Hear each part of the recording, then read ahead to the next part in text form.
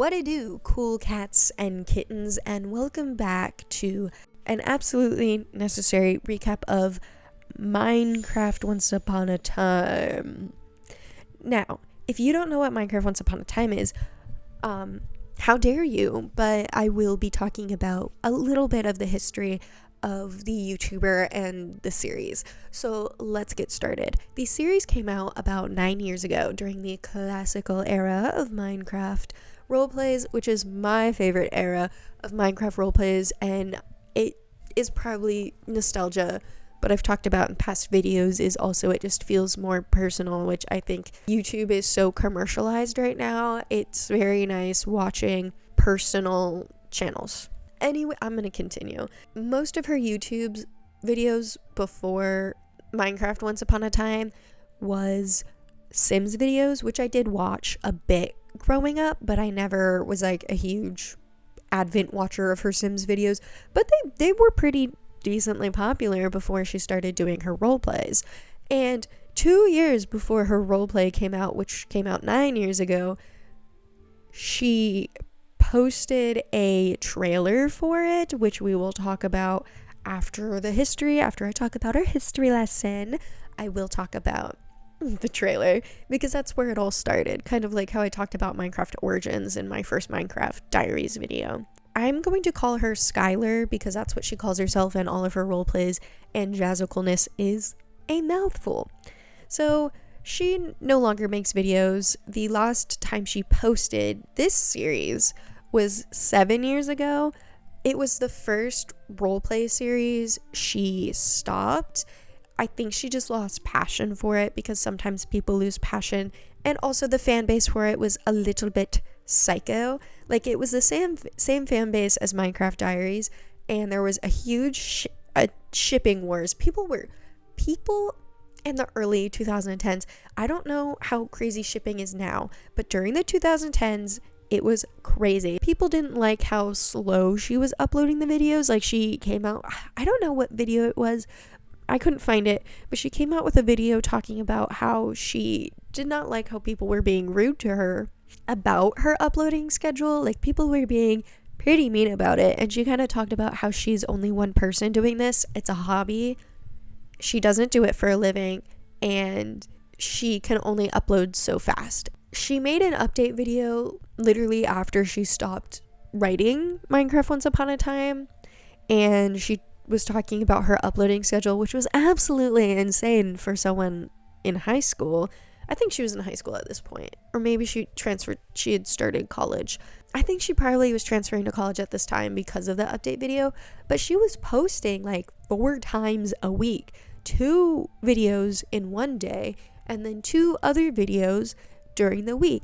Absolutely insane for someone in school. I do not know how you did that unless it was during a summer break. I don't know. I didn't check out the uploading dates. I didn't do that much research on this. Most of this is from what I remember, which is really detailed for some reason. I don't know why. Anyways, after that, she no longer recorded Minecraft Once Upon a Time. It was the first series on her channel to disappear into the abyss, which was really sad. She had 3 other role plays. I think her most popular out of all of them was a high school Minecraft roleplay. I was never into high school Minecraft roleplays or the modern ones because I'm like, boy, I already live a modern life. I'm already in school. Why would I want to watch other people pretend to be in school? You know what I mean? Anyways, that was her most popular one, I'm pretty sure. She had another one called Moon Quest, and then she had like spin-off of Minecraft Once Upon a Time. The last Minecraft related video she posted was 7 years ago. Then after a few months, she came back and she said she was transitioning into college and she realized she no longer had a passion for video games or telling these stories, but she still was going to continue uploading, which no, she stopped. She transitioned into an art account for a bit, posted kind of sporadically, and then she announced a new YouTube channel for her art on her last update video. And then in that last update video, she said she was never going to delete the Jazzicalness channel because she knows a lot of people really attached to her roleplays, specifically Minecraft Once Upon a Time, so she wanted to keep them all up so people could watch them in the future. And girly, love you for that, because I go back and watch it all the time. And that was the last video she ever posted on her channel, which was 5 years ago. And then I went onto her new channel. Yeah, the channel was deleted, there was nothing on it, everything's gone. She also said in her last video she kind of just also forgot the channel existed because she got so busy, which I know is kind of like something you're like, what, how do you forget a channel like this exists? I forgot my channel existed during school. Like, when you just get so busy, you kind of just forget sometimes. The last known trace of her on the internet that I could find, I didn't actually dig into it that much because I think it is a little rude to try and dig into it, was a post she did on Webtoons, because she also announced she was going to still post. It would just be on her Webtoons. The last time she posted on there was 2023, and she has not posted anything since. Now that that's all out of the way, let's start. Like I said, the first thing we're going to be talking about is the trailer for Minecraft Once Upon a Time. So the trailer is 1 minute and 30 seconds, and it is very reminiscent of the beginning of Minecraft Diaries. This trailer did come out 2 years before the actual series came out, which was also when Minecraft Diaries came out 11-ish years ago. Oh my god, I feel so old. I was 12. I turned 23 this weekend. By the time you're watching this, I'll probably be 23. My birthday's the 18th. Anyways, she spawns in a world. She does address the audience, and as she spawns in the world, she stumbles across a diamond hut in the woods with a golden roof that is also a police station. She goes inside and presses a button, and then we get some like cinematic shots, like panning views of a Minecraft world, and that's it. And it doesn't have anything to do with the story of Minecraft Once Upon a Time. I mean, maybe it did, and she just didn't start it until 2 years later, but again, this was 2 years before the entire series came out. This trailer is very reminiscent of the beginning of Minecraft Diaries, where Aphmau, she starts off her series by walking into a wooden hut and opening her diary, and does she press a button? I don't know. She gets transported into the Minecraft Diaries world to Phoenix Drop. I forgot 3 important things, okay, in the series. So you're going to see 4 different me's, disheveled me in this video. So first one is this one. So I talk about obviously the original trailer, how it came out 2 years before the actual series came out. Well, in between that, there was a different Minecraft roleplay. There's only 1 episode. That's why I had never seen it before. It had never stuck out to me. But when I was scrolling back through her older videos, because I was looking to take a screenshot of something in the original trailer, I was like, oh my god, how have I never seen this? I do have to talk about it, because it's actually really creative, and I wish it became a series, because it actually has a really good premise I don't think I've ever seen with a Minecraft roleplay before. So let's get into it. So the series is called Minecraft Storm Chasers. Interesting title. That sounded insulting. No, that is an actual I think it's a good name for a series. Anyways, the first episode and the only episode is called Welcome to Stormwood. So basically the premise is Skylar moves into a new town. She moves in with a bunch of scientists, a bunch of meteorologists, because they need a new weather service, and she is the intern of all of them. So it opens up with them unpacking, and the first character we meet, his name is Carter, and he's the cinematographer. And Skylar goes up to him, and he's like, oh my god, you got your camera working, which implies that she's got a video camera just recording everything, which I don't know, the concept of that is really cool. It gives Parks and Rec is kind of what it was giving. I have never seen that before in a Minecraft roleplay. Sorry, I don't know why I'm so energized right now, but it's so interesting. I've just never seen that before, ever. That's specifically what I wanted to talk about, is because I've never seen that. But yeah, having the NPCs be aware of the camera and aware of the audience is just really, really cool. I like that. Anyways, so he is like, oh, Skylar, I'm so jealous you got your camera to work. I can't get my camera to work. Boyd's the cinematographer. And so he's like, I think you need to go talk to Rhea, because Rhea, she is the head meteorologist. She has tasks for you to do. So she goes to talk to Rhea because she has divvied up the workload. And then she gives Skylar this huge list of work to do. Huge list. And Skylar's like, that is so much, and I cannot move furniture by myself. What do I look like, Superman? And she's like, okay, well, before you start, Jason wanted to talk to you. So then she goes over to talk to Jason, and basically he's just like, hey, if you're not busy, can you go into town and check if the weather control station is built yet? And she was like, yeah, sure, but blah blah blah, I have to carry furniture, blah blah blah. And he's like, I could help you carry that furniture if you needed help, Skylar, if you want it. I'm independent women, if you know what I mean. So she's like, oh my God, yes, I'd love that. I'll go check out on the weather station for you. Before she goes to check in on the weather station, she shows us a little tour of her house, and it's a little tour, but it's a big ass house. Oh my God, this house is huge for no damn reason. It's massive. Anyways, so then she goes into town and we meet some of the villagers. By meet some of the villagers, I mean she has the Minecraft Come Alive mod, which if you don't know what the Minecraft Come Alive mod is, essentially it makes all the villagers look like Minecraft characters and have Minecraft skins, and you can like trade with them, marry them, have babies with them. You do like, you can assign them jobs, because back in the day villagers didn't have jobs. Back in the day they didn't.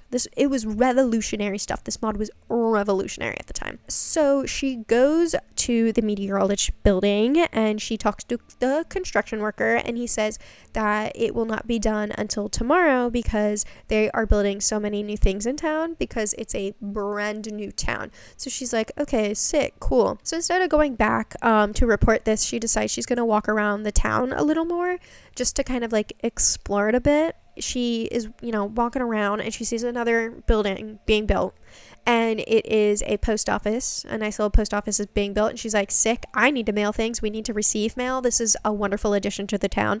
And then she sees another building getting built, but it's never said what that is for some reason. And all of the construction workers are just Steves with hard hats, and they all act dumb as hell. They just go, build, build, build. Hee hee hee hee. I'm cheating in chess. Hee hee hee hee. Sick. Okay, cool. So while she's walking around the village, she notices a pet shop, and we meet a new character, and her name is Coco, and she is the store owner. She said that she is new in town and that the mayor gave her this shop so lovingly. And Skylar's like, oh, tell me about this mayor. How's the mayor? And she's like, she's a character, all right.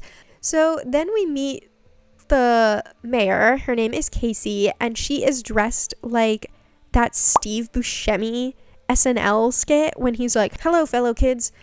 I don't know, I'll put it in there, and I'm also putting an image up of her because it is what she's wearing, and I think it's funny.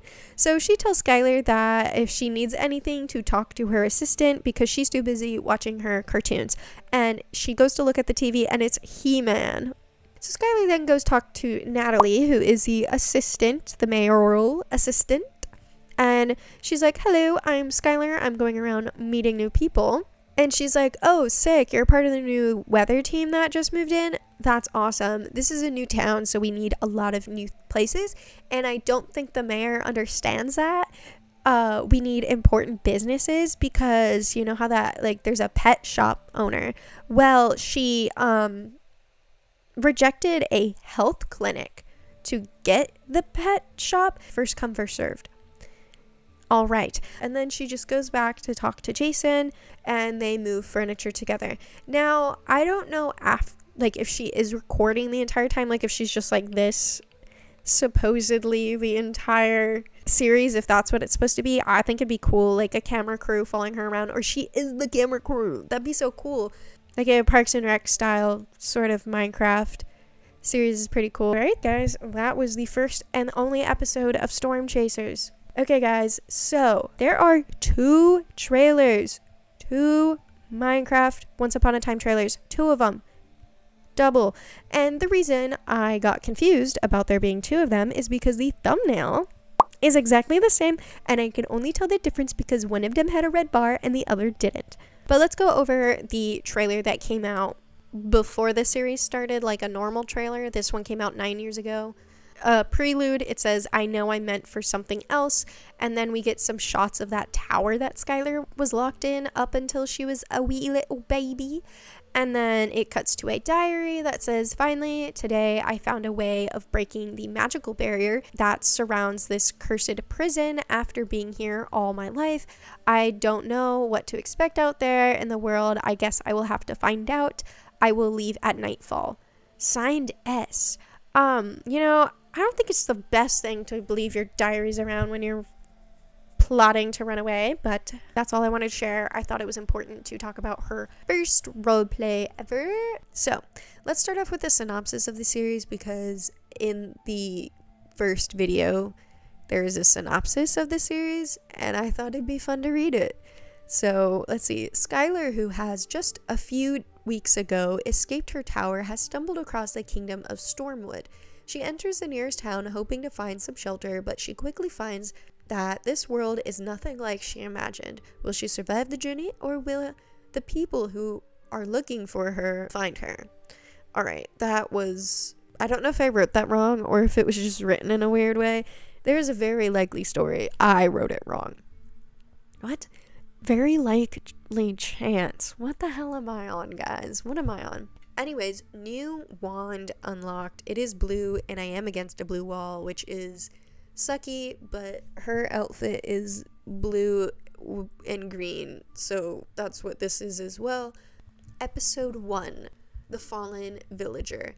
So it begins to Skylar talking to her horse Lightning, who we never see after episode 2 again, and it is never addressed. Unless it is, and I forgot to write it down. Anyways, she says that they've been looking for a village for days or weeks. She doesn't know. It's been so long. And she finally stumbles across the kingdom Stormwood, like the synopsis said, and she meets a knight. And we never see this knight again. I don't know who he works for, I don't know who he works for. Anyways, he says before she enters the kingdom, he has to tell her what's happening there, like the quarrels that are happening there. That's what he says, which is currently 2 sides of the kingdom have been quarreling, if I may say, because they are so different lifestyles. The left side of the kingdom is more magical, while the right side is more industrialized and warlike.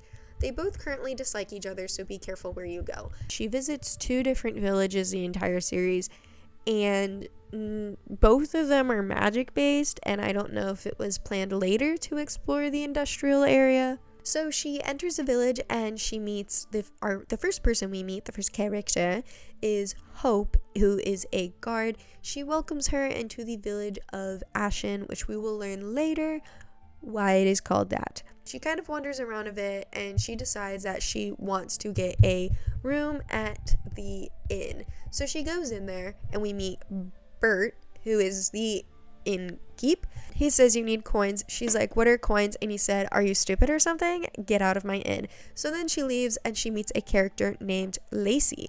Lacey asks her to find her jar of light essence. Okay, I wrote the essence of light jar. I don't know how to say it. She made for her magics class. She lost it somewhere in the woods and is like, can you help me find it? And Skylar's like, yeah, sick, I'll help you find it. And she's like, cool, I will pay you 15 coins. So Skylar goes into the woods and she meets a fox. And the fox is like, and she asks the fox if it has seen a jar of essence of light. I, again, don't know how, I keep wording it differently. And the fox is like, who are you talking to? Are you talking to me? And she's like, yeah, who else would I be talking to? The fox was like, oh my god, are you the daughter of Abilene? And Skylar's like, don't you dare say her name. Abilene, who is her mother, is a god. And apparently did I mention Skylar's a demigod? Oopsies. Abilene is a god, and if you say a god's name, then the god knows where you are. Yeah, so the fox says no. Then Skylar runs into a guard, or a guard runs into her. He's like just doing his rounds, surveying the village, and he's like, who are you talking to? And she's like, myself. And he's like, cool, who are you and what are you doing around here? And she's like, my name is Skylar and I'm looking for a jar of essence of light for one of the villagers. And he's like, oh, okay, I can help you. And then she was like, oh, really? And he's like, yeah, I got nothing better to do. By the way, there's a whole villager missing in this town, by the way. Like, a whole villager is gone. And he's not looking for him at all. So Skylar finds the essence of light jar of essence of light. And then she comes across a bloody body. And yes, I did put the character's body all bloodied on here because I thought it'd be funny. She finds the bloody body, oh my god, and is like, oh my god, Jonathan, come here. Jonathan, he was like 4 blocks away from where they were standing, and if you were surveying the area, Jonathan, you would have easily have found him. I digress. They take him to the doctor, and we learn that the character's name is Bertle. Guess who Bertle is related to? Bert, the innkeep.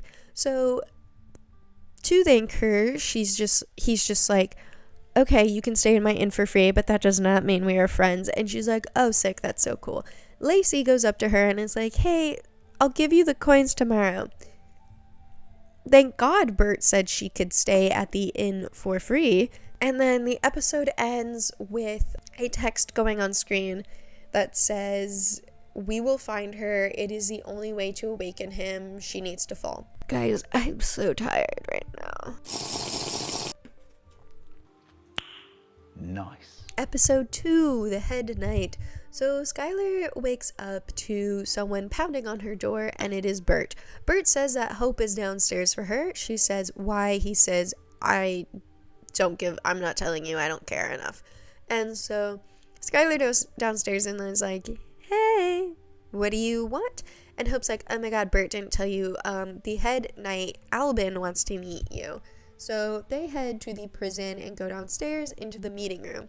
Get used to the meeting room, because we are there for at least a quarter of the entire series, maybe even more. So we meet the head knight, guard, whatever, and his name is Albin, and Albin just wanted to formally thank her for finding and saving Bertle's life.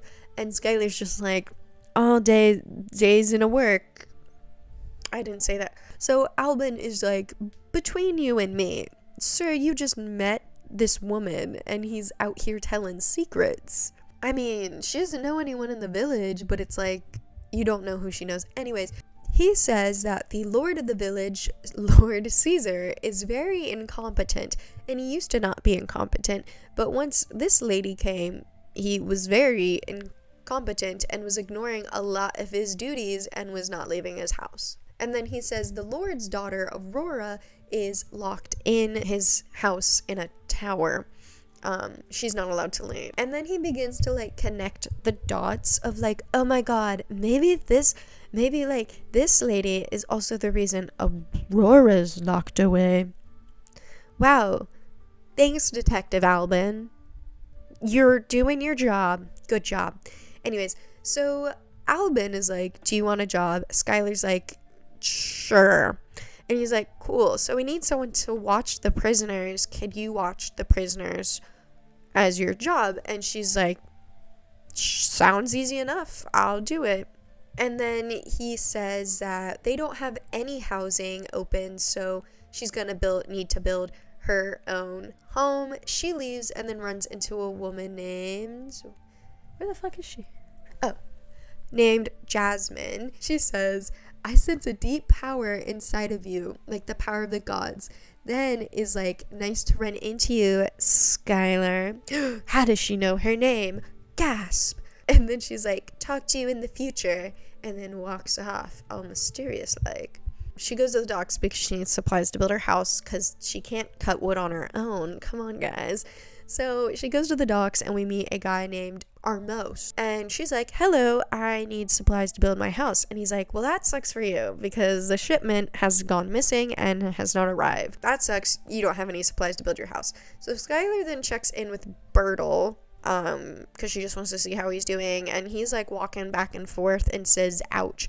That comes into, don't forget that he said ouch, okay? That comes into effect later. Skylar finds Lacey, and Lacey gives her the coin. She gives her 15 coins plus interest. Respect for giving her the extra coins. Skylar tells her about her encounter with Jasmine, and Lacey is like, she's the magic's teacher in the village. Oh my god, you should join the class. Skylar goes, absolutely not. I am not joining a magics class. Like, who do you think I am? So we meet a new person. Her name is Rose, and we're just introduced to her. Yeah, so Skylar goes into her hotel in whatever, and we get a cutscene of some lady with blue hair performing magic and opening a hole in the floor.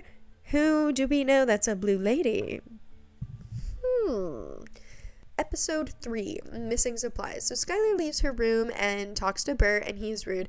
There is a pattern of characters in this series just being rude as hell for absolutely no reason, which can get annoying, low-key. She leaves and is like, wow, there's a lot of people by the fountain.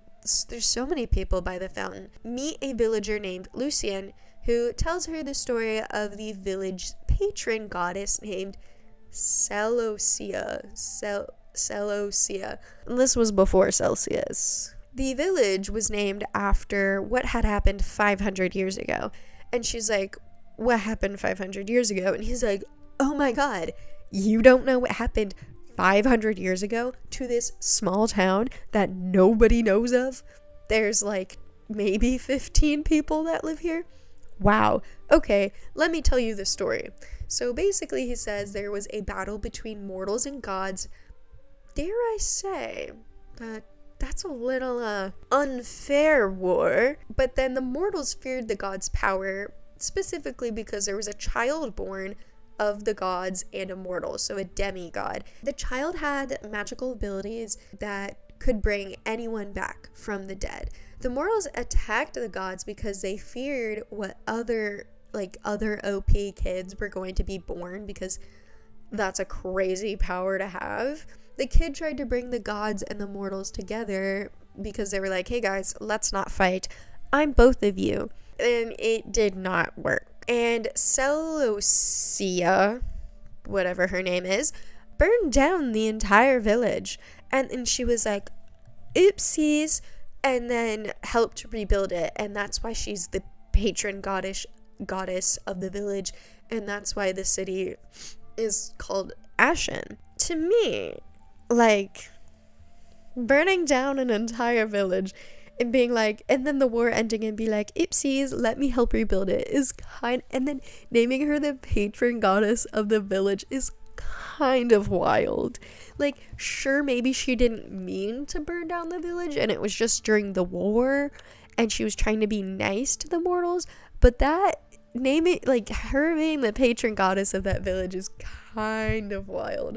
After we learn this, Skylar goes to the docks and she sees Albin and Armos having kind of a private conversation in the open. Albin is like, don't be a wimp, we can get to the bottom of this. And he's like, I got a family and kids. And he's like, is your family safe knowing what's going on? And then he's like, you don't want those two beautiful children to get hurt like Bertle.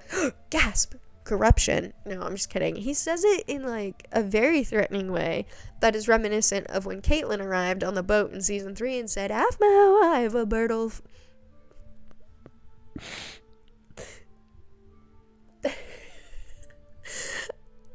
Oh my god.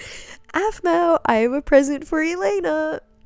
I don't know how Bertle came out of that sentence. I was not even like, in my head I knew what I was saying, and for some reason Bertle came out. I have a habit of doing that. Anyways, Albin begins to leave and then he runs into Skylar and he's like, how long have you been standing there? He says that the shipment isn't here yet, but she'll have to like figure out how to build her house. And then she's like, okay, I guess I'll have to stay at the inn longer. So she goes to talk to Ermos, and he's like, yeah, it sucks that there isn't shipment because food supplies was on that, and now people are going to starve to death if it doesn't come. So Skylar's like, why don't you start a garden? And Ermos is like, well, the Lord won't let us. He won't approve a garden. Okay. And there also isn't any fish around the village. Brother, it would be great for the economy to have businesses. It'd be great for the economy to have a farm, because then you don't need to import food, which would save you and people money, because you got to pay those tariffs. I'm sorry. Because you have to pay another village or whatever for that food, along with the captain who is bringing over all of the supplies. So it would make sense to save money to have a farm and have more market people, so you don't need to import things. It would be so much cheaper. This is terrible for the economy. Absolutely awful. Thank you. And I know that. And I'm just a dumb person that hasn't taken an economics class since my junior year of high school. Okay, so we're gonna get back to that garden thing. Okay, we're gonna get back to there. So he says to go find Lacey and Rose because they might have some supplies to build a house with. And man, oh man, do they have supplies. Skylar walks over there and is like, they're always together. I wonder if they're best friends? I don't know why she said it like that, but let's continue. She finds Lacey, and Lacey's like, join, pretty please join the magic school, like please. She asks her again. Skylar's like, no, I'm not doing that. And then she's like, you got supplies for a house? And they're like, yeah, you can get it, it's in the chest. This is Rose talking, by the way. She was like, I don't need any more supplies because the Lord will only allow one market stall, which is 9 blocks in a fence. Like, you know how when you make a market stall and it's like the most simple build ever? That's what it is, a market stall, which is terrible for the economy. Not only are they not allowed to have a farm, but they're not allowed to have more than one market stall for someone to sell things. Having businesses and selling things is great for the economy. If they had a farm, they not only would be able to eat it and not need to import stuff, they could export food. So they say that you need to get a permit to build the house before you build the house. I don't know why I said it like that. And that you need to get the permit from the Lord. And they were like, here's a banner, go where you want to live. So Skylar wanders around for a bit and she finds a place she wants to live. She goes to the Lord's house and talks to the knight, and she was like, I need a meeting with the Lord.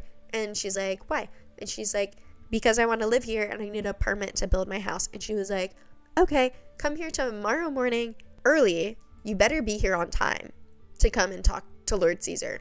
Skylar goes to the guard station and goes to the meeting room, because of course, and she formally introduces herself to all of the guards, which is Jonathan, Albin, Alistair, Hope. Alistair's not on here because I kind of forgot he existed. When I was making these, he comes up quite a bit. So his mom is Jasmine, so when I talk about Alistair, I will just point to Jasmine. And then Hope reveals that she's blind. And here's the thing. Yes, inclusivity. But sometimes she forgets Hope is blind and will write something. And then the people in the comments will be like, but Hope is blind. And then she has to reply to people in the comments with an explanation. And then in the next video, she'll be like, okay, Hope did it because of this. Skylar's like, no offense, but Hope, how do you know where people is? She's like, well, I can sense where they are. So keep in mind that Hope is blind, and there's a lot of things that happen that you're like, okay, how exactly did a blind person do that? Jonathan, she talks to Jonathan, and he apologizes for not talking to her yesterday. I didn't mention this, but she went into the top of the prison where he was in patrolling and didn't talk to her. Apparently, there's a new law into effect that you cannot talk to people while you're working, which never comes up again. Episode 4, Meeting the Lord. So it opens up with Skylar standing outside the Lord's house on time. He's like, it's nice to meet you, but you might attract unwanted attention for helping out. Oh my god, guys, what does that remind you? I'm sorry, I shouldn't compare. I hate when role plays are compared. I don't know what would happen, but maybe something like Bertle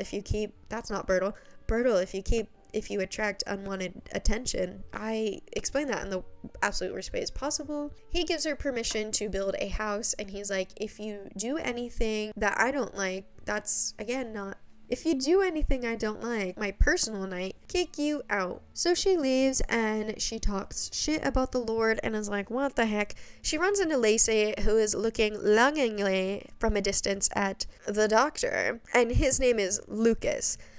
Now, I wrote doctor because I was pretty sure his name was Lucas, but I wasn't 100% sure, and I didn't feel like looking back, so I just wrote doctor. Skylar talks to Jada, who I haven't mentioned because every time she talks to her, it's like a one-off line, and she kind of talks about how she wishes there was a farm. Skylar talks to Alban, and she tells him how the meeting went with the Lord, and he tells her to talk to Jonathan and Alistair about her duties. Because if you remember, she is now in charge of the prisoners, which gets a little silly goofy if I don't say so myself. Basically, the job is to talk to the prisoners and give them food. Easy enough. Alistair told her the duties were difficult to remember. Don't know what that's about. Jonathan tells her that he used to do it when he first moved here, and now he's the second in command. He moved here, by the way. He says that if she needs help building the house, he will drop everything and come help her, which we will get back to later about this house journey. It's journey of the house. They said she's done more in the past few days than anyone else has done ever. I mean, at this point, all she's done is help Bertle and Lacey. How lazy are you people? A lord doesn't have to do everything. Knights don't have to do everything. You can be a good person. Episode 5, The Escaped Prisoner. Alright, so it opens up with a magic view on a cave covered in glowstone. So that's where Abilene lives. One of her minions comes in and is like, Skylar is gone. It's been at least a few days. She says weeks. How are you just telling her mother? Unless this is a flashback, I don't know. She says that if the people looking for her find her, then the Dark One will come. It cuts to Skylar building her house with Hope. Hope says it took her a few hours to figure out how to place one block because she's blind. Skylar is like, OMG, wait, I have to feed the prisoners because I have a job. So she goes over to the prison to feed the prisoners. Alistair tells her good luck because he's a tricky one feeding the prisoner, and she's like, what's he gonna do? Run out? Then she opens the door, and guess what happens? He runs out. This is the first thing she's done for the job, and her job is to watch the prisoners, and he immediately runs out. Like, why isn't there a little hole to put the food through? That's what they do in normal prisons, I think. The only time I've ever seen a prison is on TV, because I'm a good little fellow. And then Alistair is like, what happened? Like, boy, he was standing outside the prison. How did you not witness the prisoner running out? Like, go, you know what the prisoner looks like. Go after him. What are you doing? Like, I guess she is the most helpful person ever in this village, because what are you doing? Because I guess Jonathan couldn't find Bertle, and now Alistair isn't going after a prisoner? Like, what's going on? So she runs in the woods and then runs into Jonathan, who helps her look for this guy. They then split up, and she's like, what if he's dangerous? Girl, he definitely is dangerous. He was there for a reason. He was in prison for a reason. She finds the prisoner, and he's talking to the Lord's head guard. Ooh, corruption. Gasp. Shocker. And she's like, you sense it, right? And he's like, I sense it. I think it's that girl. Then the Lord's guard is like, OMG, she's here, then knocks her to the ground. She wakes up in the prison getting yelled at by the Lord, and he's like, you're gonna regret messing around in my village, and storms out. The Lord's Knight is like, he will see you now, and she's like, who are you? I saw you talking to that prisoner in the woods. And she's like, nuh-uh. And then Skylar's like, uh-huh, I saw you. And then Skylar gets mad, and she's like, don't get mad. We both know what happens when you get angry. And then they go to the Lord's house. Don't know why he couldn't have talked to her in the prison. She is a prisoner. But in his house, that is where they are holding the trial. And before he can say that she's guilty, Jonathan storms in and is like, Objection! I have evidence! He brings in the prisoner, and he's like, he's the magic's user. I found him in the woods, and he attacked me. She didn't let him go. Like obviously, we know she didn't help him, but the prisoner didn't snitch on the Lord's Knight. So, like, that doesn't really absolve her of anything, but that doesn't matter. So it ends with the Lord saying, I find Skylar, and then the episode ends. And then it opens up the next episode, episode 6, Planning Behind the Lord's Back, of him saying not guilty. And the Lord's Knight, like, what the heck? He says that the prisoner used magics to escape, so it wasn't her fault. Listen, guys, I'm, of course, Team Skylar and not the team of these two. But he literally didn't. He just pushed Skylar away and ran out. And she didn't do her one job, which was keeping the prisoner in check. Albin tells Skylar that he used to not be like this, and then the Lord's wife disappeared and he became evil. So now we know why he's evil now. He says every year that the wife is gone, it just gets worse. So I guess this has been going on for years, which is kind of crazy. And then this is the first time that I think anyone in any Minecraft roleplay has actually properly used what a lord is. And I'll admit it, I don't use it properly either. Sue me. But for those who don't know what a lord is someone that rents land from the king and basically allows people to live there, and then the people pay taxes, and then the lord takes those taxes, keeps some of them, and gives them to the king for renting out the land. Basically, he's a landlord, is what a lord is. That's why they're called landlords. Albin tells her to talk to Jonathan since he's the one that put his head on the chopping block for her. And then she goes to thank him, and he's like, it's no big dealio. And I like yelling at that guy, and it was a good reason to yell at him. Skylar asks about his personal night, this lady here, and he says that no one knows anything about her and how she kind of just like showed up one day. No explanation. Skylar tells him about what she saw in the woods with the prisoner and the head knight. Apparently, she's the one that told people Skylar let the prisoner free. She wasn't even there when it happened. Alistair was there when it happened. So, okay. Skylar fights her true enemy, the door to the prison. It is a recurring thing where every time she tries to walk through the door, or almost every time, she can't get through because iron doors are hard. And you know what? I understand. She goes to talk to Alistair, talks about the trial, and he's like, damn, glad you're okay. She then goes to talk to doesn't talk to Lacey. She sees Lacey stalking the doctor. Rose is angry because she asked the Lord for more supplies, and he said no. Skylar is like, why don't we build a farm for ourselves? The guy never leaves his house. How is he gonna figure out? No one's gonna snitch, right? So then she finally goes back to Hope, where Hope is building her house. Hope is like, I will build your house for you. And Skylar's like, wow, that's so cool. Glad I don't have to build it. Thanks, Hope, who is a guard and has an actual job. Hope then says Skylar is the village light, and that's why people are so nice to her. And she's like, I haven't done anything. And she's like, yeah, but you're pretty nice. And then she tells Hope about the garden idea.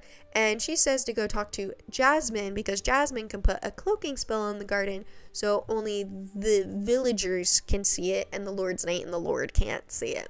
Because the Lord hates his economy for some reason. Skylar asks Bert for gardening tools because Rose reveals that he has gardening tools for some reason. And he's like, fine, you can go take them there in the back. So then she goes, gets the gardening tools. Skylar goes into the woods and summons some scenes with her magic, and this is, besides the fox, the first time we really see her use her magics. Ooh la la. But she's not even that far from the village. She is behind a tree by a path. She does it because, no one's gonna see you there. And then she turns around and sees Jasmine. Oh no! Gorilla! Episode 7, a different kind of magics. Jasmine and Skylar talk, and Jasmine's like, join me at my home, and we can talk there about what I just saw and what I just witnessed. Skylar is like, why should I do that? And she's like, because you have no other choice. Hello? You dum-dum? No, she doesn't say that. Jasmine's really nice. Jasmine is like, I know who you are, and I don't want anything from you. I just want to help you find your full potential. And she was like, you don't have the power of a mortal. And she's like, how can I trust you with my secret? Your secret has been revealed at this point. She literally just said, you don't have the power of a mortal, and I want to help you reach your full potential. I think it's quite obvious at this point you are a demigod, but okay. Jasmine is like, you aren't the first demigod I've met, and she's like, whoa, there's more people out there like me? That's crazy. How do you know all this? And she says that she had a friend that was really into studying gods, but then he had to study demigods because the gods didn't like that he was studying them. But they were okay with him studying their children. No problem. Skylar asks who the other demigod was that her friend was studying, and she's like, oh, that was a really, really long time ago, so, I don't know. She turns around and Alistair and his little brother Flynn are there. Flynn is like, is this pretty girl you were talking about? To Skylar, in saying that Alistair said that. Alistair is like, Albin called a meeting, then Alistair and Flynn leave. Jasmine tells her to tell someone she can trust a lot about her secrets because she can't just bottle things up because that's not good for you. And it's like, just talk to Jasmine. If you don't want other people to know. She's not bottling up. She has you to talk to now, Jasmine. Then they go to the meeting room and he's like, y'all, we committing treason. You good with that? Because planting a garden is treason. Everyone is like, yeah. Oh yeah, who's there is Jonathan, Hope, Rose. I don't think Lacey's there. Jasmine's there, Alistair's there, and Albin is there. The squad. The clique. He's like, cool, so Jonathan's gonna build the garden. He wants to help. Skylar is like, I'll help. And he's like, cool. And then they're like, okay, Jasmine, you're gonna put a cloaking spell on the garden so that the Lord and his knight can't see it. She's like, cool, of course I can do that. Then he's like, we need someone to keep a schedule of the farm. Rose is like, I'll do that. Skylar is like, I'll also help Rose with that. He's like, cool. Guys, you can die if we talk about this. Okay, meeting over. Now, literally, I don't know how Skylar was reading this so fast, but this was like beat after beat after beat. Like you know how like in Minecraft role plays you can make the say dialogue themselves without like clicking on it. She did that, and it was set at like the basic 40 seconds, or 40 beats, which is not that many beats. So she was like hounding it out. I frankly don't know how she did that. She was spitting bars. They leave, but Skylar stays behind to talk to Albin, and he's like, Jonathan told me what you said. He's like, this is worrying. I'll keep you up to date on what I hear about her. Jonathan told Albin about the Lord's Knight. She goes to leave. She then threatens the door because doors are evil and are hard to open. And then she goes off to find Jonathan and Jasmine, and they're building the farm, and that's Jonathan. Jasmine does her barrier thing. The Lord's Knight runs over, and she's like, what's happening over here? I sense something is wrong in the magical force. And they're like, I don't know what you're talking about. They were like, oh, Jonathan was just trying to do magics on an apple, and he's just really bad at it, and that's why the, magic little field felt weird, okay? And then she leaves, and then we get a view of Aurora longingly looking out her window, wanting to be free. Episode 8, The Lord's Daughter. I never said this, but this series is 44 episodes. So Skylar wakes up and she decides to begin her day by looking at the house that Hope is building for her, and it looks real nifty. Hope and Skylar talk, and then Hope's like, sigh. And she's like, what's up? And Hope is like, no, I'm not gonna tell you. And Skylar's like, come on, tell me. And she's like, well, if you're gonna pry it out of me, okay, I'll tell you. And she's like, I just fear for the Lord's daughter. We are pretty close and no one has seen her in months. Skylar is like, chill, it's gonna be okay. And she's like, girl, how can you be so optimistic? Skylar doesn't know her, and that's probably why she can be so optimistic. And then Hope is like, nothing goes right in this village. Then you show up and things are getting up there. What are you? And it's like, who says what are you? Girls, say who are you? Like, where did you come from? Where'd you go? Where'd you come from, Cotton Eye Joe? Like, where did she come from? Skylar talks to Jasmine, and she wants to continue what they were talking about yesterday, about the other demigods and where they live. Jasmine says that they live everywhere and no one knows where they are, and the only way is you can sense their magic because they got strong magic. And then Jasmine explains masking to her, like masking your magics. Jasmine tells her there are many reasons that people mask. They want to run away from their parents, stay away from danger, blah, blah, blah, all that sort of stuff. And also the other side of the kingdom wants to abandon the gods, so they're probably really hostile towards demigods right now. Skylar tells her about the conversation she heard in the woods with the Lord's Knight, and she said that Lord's Knight is talking about reporting to someone, but she never got a name. Jasmine is like, it's time for you to learn how to mask your magic to keep you away from danger, because like she's like, obviously there's something sketchy going on here. We need to protect you. She says that she can do the masking spell for her, but it will not be as strong because she's the one making it, not Skylar. Skylar is like, can you show me? And she says, no, read a book. Alrighty then. This will come back into play later. Skylar goes over to Rose, who is working on the secret farm, and she tells her she's setting up the dirt for the garden to plant the seeds. She has 4 full stacks of seeds, and there are only 5 rows of 4 blocks. That's like 20. It's nothing.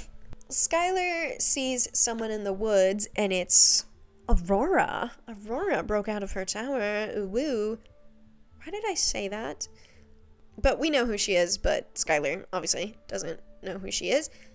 Aurora is like, oh my god, you're the demigod that Geisha is talking about, who's the Lord's Knight. I forgot her name, so I wrote Lord's Knight because her name is mentioned like 3 times, and all I could remember is it started with a G. She tells her to go to the tower and say a secret word when she gets there, and then runs off back home because she says her dad is going to be there soon. Jonathan sees her in the woods and is like, what are you doing out here? She's like, nothing, I'm just hanging out in the woods, like, you know, like a girly does. Girlies just like to hang out in the woods. Valid point. I love hanging out in the woods. And then both of them go to help with the tedious farm. Oh, it's so tedious. The tedious farm. It skips to Skylar going to the tower, and then she says the magic word to get in, which I am not even going to try and pronounce it and pretend I'm knowing what it says, because I don't feel like embarrassing myself on the internet. She goes up the stairs and is like, oh my god, you're the Lord's daughter?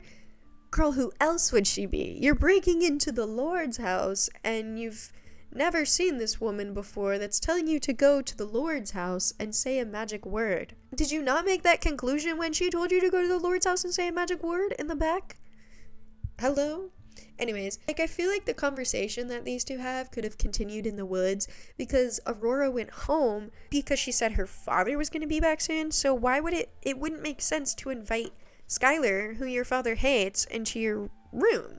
The room has no doors leading up to it. It is pure stairs and 2 beds and like a couch. And that's it. Like, what happens if the dad comes home? Like, where is Skylar gonna hide? Skylar is like, why do you want to help me? And she's like, I don't know the person that is looking for you, but they are looking for people like you, demigods. The people came 5 years ago and took her mom because she was a tracker, which is someone that can find literally anyone that you're looking for. Rock on. The mom said that she can lead them to demigods, and then she never saw her mom again. She says that they are now trying to use her as a tracker to find Skylar. By her, I mean Aurora. They're trying to use Aurora to find Skylar, but they know where Skylar is, so they don't need Aurora anymore. Aurora says that she is the reason that Bertle got hurt because she told them that she wasn't going to help evil people, so then they hurt Bertle. Then she is cut off by her dad asking, who is she talking to? Like, I said was going to happen. Joy. Then she's like, oh shoot, hide. Again, there's nowhere to hide because there are no doors, 2 beds, a window, and a bench thing. Anyways, that's the end of the episode. Episode 9, Corruption to the Core. So it cuts back to where we left off in the tower, and Skylar jumps out of a window, but not like fully jumps out the window. Like she's like shifting on the edge of the window, but like still hiding. Boy, I don't know. And she's eavesdropping on their conversation, and she's like, why did you come up here? And he's like, heard someone up here, but I also wanted to talk to my beautiful daughter. And she's like, what are you really doing up here? And he said that he's up there because the knight wants her to try again. She's like, but she already knows who the... Why am I talking like this? I don't know. But she already knows who the demigod in the village is. So, like, why does she need Aurora anymore? And he's like, no, she wants you to find someone else now. Woo, woo. And then she's like, no. And he's like, well, if you don't want her to destroy the village, you have to help her. He leaves. Skylar goes back to the window to talk to Aurora, and Skylar asks if is she going to actually track the person that the knight wants her to. She says, I don't know, because it's like either she helps them or everyone they know is going to die. It's the trolley. We're at the trolley situation, guys. Trolley. I don't know why I said that so excitingly. That's not a good thing. Then Aurora tells her to tell Albin what is happening, and then she decides to leave through the front door, even though the Lord was up there quite literally a minute ago, because she can't leave the exit that she came through because it closed behind her. So she goes to the guard station in the meeting room to go talk to Albin and Jonathan. Albin asks what's up, and she's like, oh, the garden's growing. Okay. Girl, the last time you saw it, it was 4 blocks that were hoed. Only 4. Anyways, she tells him what Aurora told her, and Albin's like, no offense, but out of everyone, why are they trying to get you? Like, seriously, no offense, but like, why are you so important, Skylar? And she's like, I trust you both more than anything. And then there's a 30-second blooper that she couldn't cut out, apparently, because it would have like corrupted the entire file.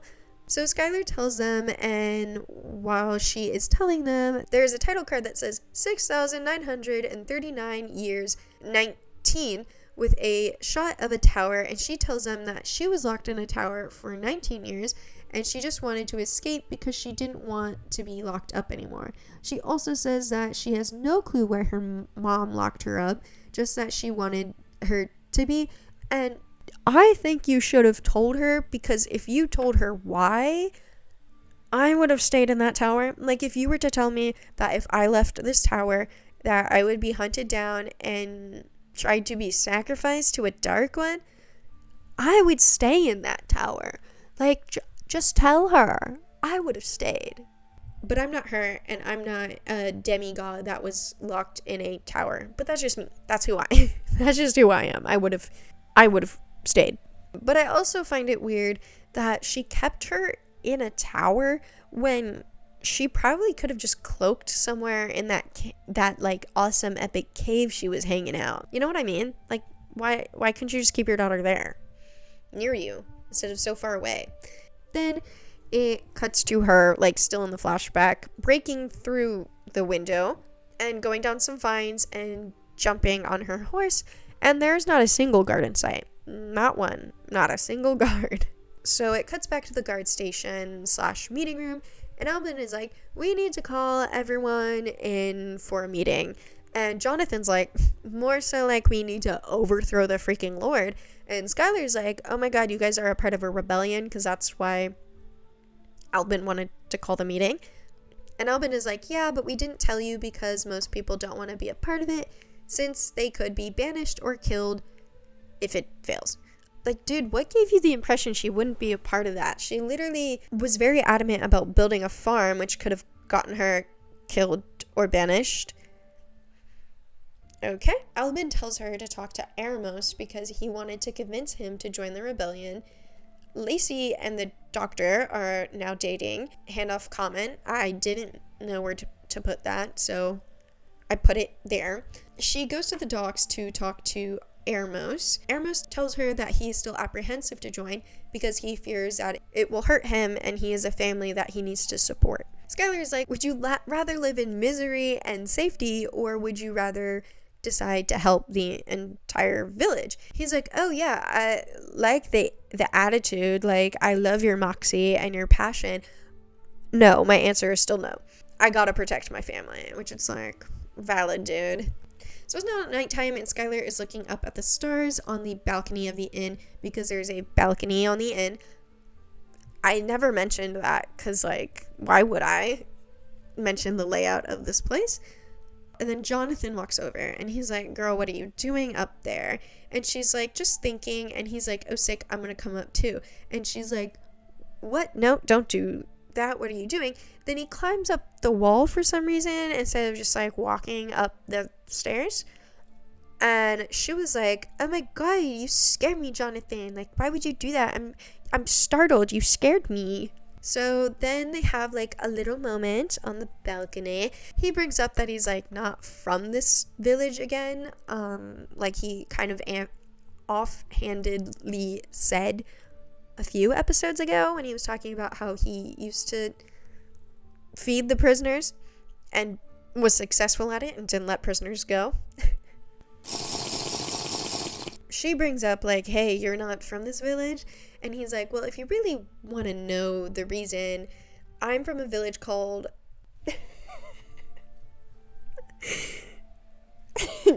Sorry, I'm laughing because I'm not going to be able to say it. Akilria. He says that he was just bored and unhappy there and wanted to start over, so he moved to Ashen.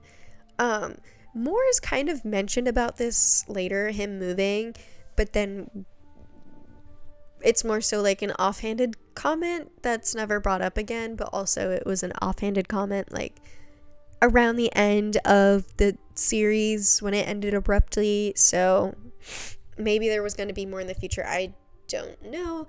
After that awkward interaction, they head into the forest to go to the meeting, because I forgot to mention that's where the rebellion was meeting. That's where the meeting was going to be. Instead of in the guard station, they're having it outside. So it's Albin, Jonathan, Hope, Rose, Jasmine, Alistair. Someone else, couldn't see their face. Albin announces that they need to officially start the rebellion. He gives a very passionate speech, and then it cuts to a boat. It's so dark. I should have chosen a different screenshot, but here we are. A mysterious girl on said boat. Episode 10, The Traveler. So it opens to a shot of the docks with some people facing off. I don't know how to explain it, kind of like fighting. Then we cut to Skylar, and she's like, bro, this shit is getting crazy. I just want things to calm down and not be crazy. She then looks out the window and sees something's happening at the docks, and then she goes up to Hope, who is blocking the pathway to the docks because there's a fight happening on the docks, and is like, what's going on? And she's like, whoa, the shipment came in today. Hooray. Yay. It's finally here. We all won't starve to death. She's like, can I go to the docks? And Hope's like, yeah, I don't care. Good job doing your job, Hope. Albin and the captain of the ship are fighting. Those were the two people having the cat fight. The captain is asking for more money, and Albin is like, girl, you were late. You should be paying us, which, I think you mean a discount. I don't think he'd pay you. The captain's like, well, it's not our fault. We were attacked by assassins. Raise them tariffs. Do it. Okay, I'm sorry. I need to stop with that joke. While they continue to fight, Skylar decides to walk on the ship and talk to the mysterious girl. And the girl says, Mooney? Skylar's like, what? And she's like, Mooney, my goat. She's gone. And then she asks Skylar to help her find the goat. And then Skylar's like, I guess. And she's like, when you bring my goat back, you will get a reward, which I don't recall there being an award, but we'll see when we get there in my notes. So Skylar goes off into the woods and finds Alistair, and they chat. Nothing really important comes from that. While they're walking the woods, she finds a strange man. When she meets him, he's like, a human. We got an eccentric old man. I love eccentric old men characters. I can't explain it, but they're like eccentric old people are like my favorite type of old people. I can't explain it. They're just so cool. I don't have one in my life. I need an eccentric old woman or man in my life pronto. I think they're so fun and hilarious. He is a human. He just hasn't seen anyone in a while. Originally, I was going to put him up here, but then I was like, they don't interact with him much. But don't fret, he wasn't lost in the woods. He just likes to be nature, but also, yes, he was lost. He just does not like to admit it. And he apparently has been out there for a decade. 10 whole years. She wanders off, and then she stumbles across some bunnies and a ravine. Like a bunch of bunnies in a ravine. Then she finds a campfire and a chest. And in there is something called a celestial prism. And she's like, uh-oh, I know where these are from. Where are they from? Then she freaks out and then falls into said ravine from earlier, like I said, like 30 seconds ago. But she doesn't get hurt because she creates vines to catch her. Ooh. Then she hears some random whispering. She's hearing voices in her head, guys. She finds light and she follows these like really cool torches. And it leads her to some spectral door. I don't know how to explain it. Magic door. I don't know. And then she goes in, and then there's like a statue and stuff. Don't question me, people. I'm trying my best. Oh, there's a reason I'm an artist and I make Minecraft roleplay videos and I don't write books because, dear God, I can't describe things for shit. Episode 11, Albin's Past. Skylar runs back into town and is like, Albin, help. I found a shrine of my mother. What the hell is he gonna do? Right next to the mysterious lady, and she's like, okay, who is your mom and why does she have a shrine to her in the forest? And Skylar is like, that's none ya business.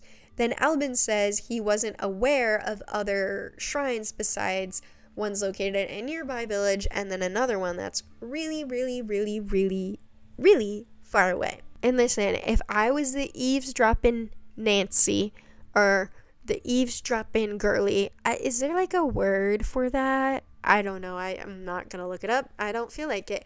I would have immediately clocked her mom as a god or a cult leader because why else would there be a shrine to her in villages? The lady is like, I'm still here and I'm not seeing a goat. Where's my goat? Because, she went into the woods to find a goat. And then she says that she needs to find the goat soon or bad things will happen if it gets into the wrong hands. Okay, so Albin is like, well, if it's that dire, Skylar, go find some people to find the goat. We don't want more bad things happening because there are so many bad things happening right now. Then we learn the mysterious lady's name is Natalie. It's written on here. I was gonna do what I did and like rip names off, but I didn't feel like doing that. I'm sorry. Skylar says that the shrine was pulling her to it. Like, it was like, why? I don't know where to point. It was pulling her towards it, like she was hearing voices, and it was, like, calling for her. I didn't know where to add that. There were, like, 2 conversations happening at once, so I put it there, which we all know because I already told you that the shrine was talking to her. Anyways, I'm sorry I wrote these notes in a weird way. Skylar goes to the guard tower to talk to Jonathan and Jasmine, aka the meeting room. Jasmine is like, what? She didn't sense you, did she? Because she was, like, near the shrine. So Jasmine's like, oh my god, did your mom sense you? And Skylar is like, man, I don't know anything about it. It didn't seem new, and I don't think she could sense me.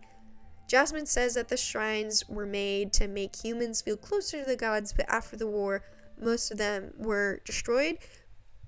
Does the fountain in the village count as a shrine? I don't know. Jonathan was like, not to be that guy, but why is this a big thing? Because she could have sensed Skylar and could be on her way now. She says that her and Jonathan are going to examine the shrine and figure out what's going on with it. Like, what's the big dealio with it? And she doesn't bring up the crystal prism. It's like brought up like 2 more times. We never really learn anything about it. Jasmine heads out, though she wants to talk to Skylar alone. She asks how she's holding up, and Skylar doesn't respond because I'm assuming she's upset at Jonathan's comment or something. I don't know. Jasmine said that he's got worries of his own, and so it's okay. And Skylar's like, what? And she's like, oopsies, I didn't mean to say that. Oopsies. And then Skylar asks Jasmine how she can track a goat. Girl, go talk to Aurora. You know how to break in there. Go talk to Aurora. That's her job. That's who she is. Jasmine's like, I don't know. I can't track a goat, but you probably can because of your parentage and keen to sense animals.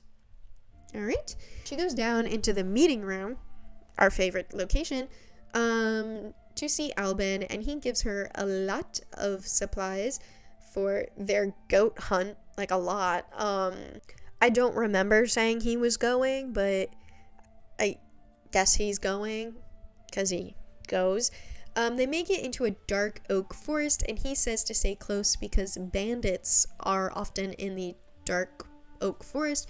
Skylar asks him about his past, and he's like, let me tell you everything you need to know about me. Okay, I'm gonna read this from here.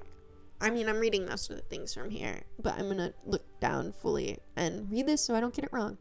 His father was a lord of a village, and his older brother was heir to be the next lord. Then, when his father died, his brother disappeared, so he had become the lord.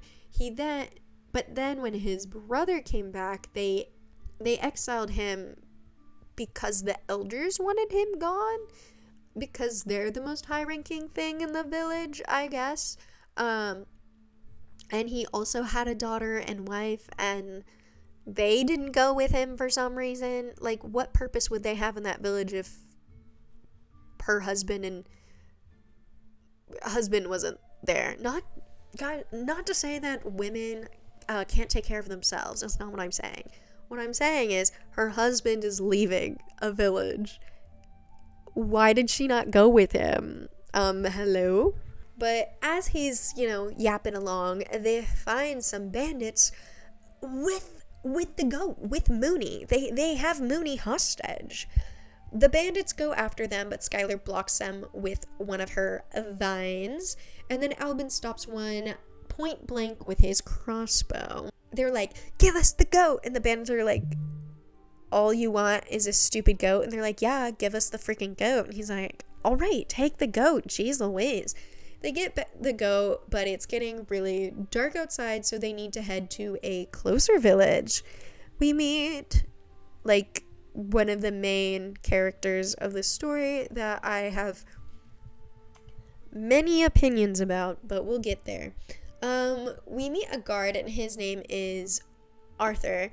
The first time she spells it, it's author, and, at first I thought this was funny, and then I thought, who spells a name incorrectly and then changes it later in the story? Could it be me?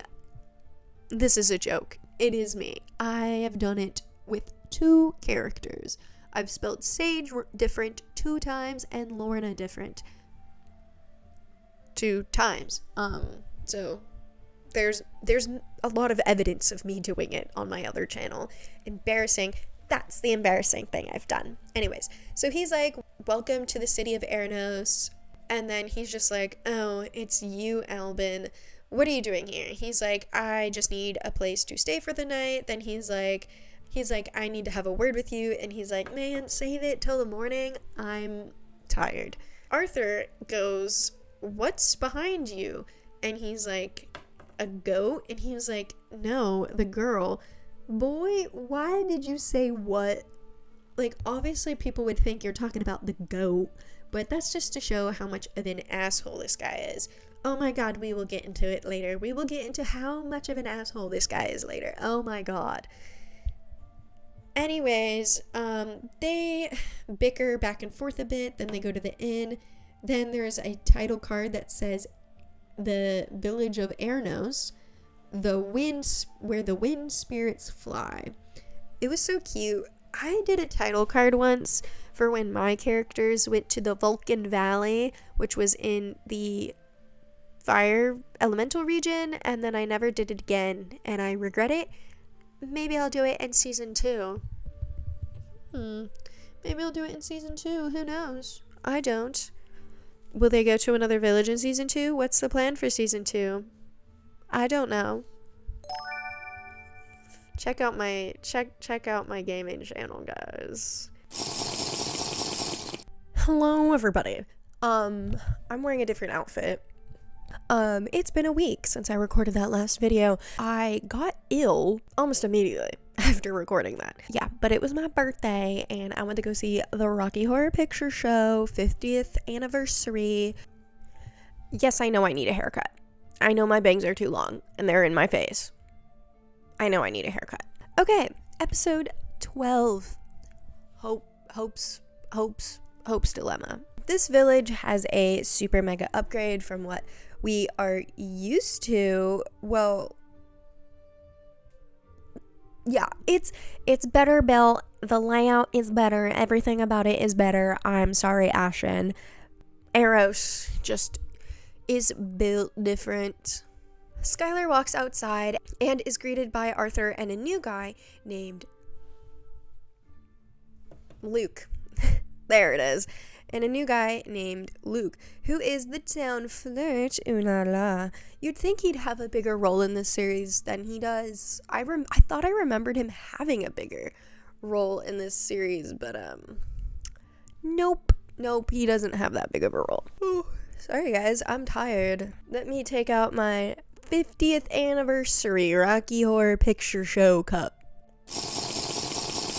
I woke up 10 minutes ago. So Arthur is being sassy and says Skylar has an attitude problem, which, okay, Skylar does have an attitude problem.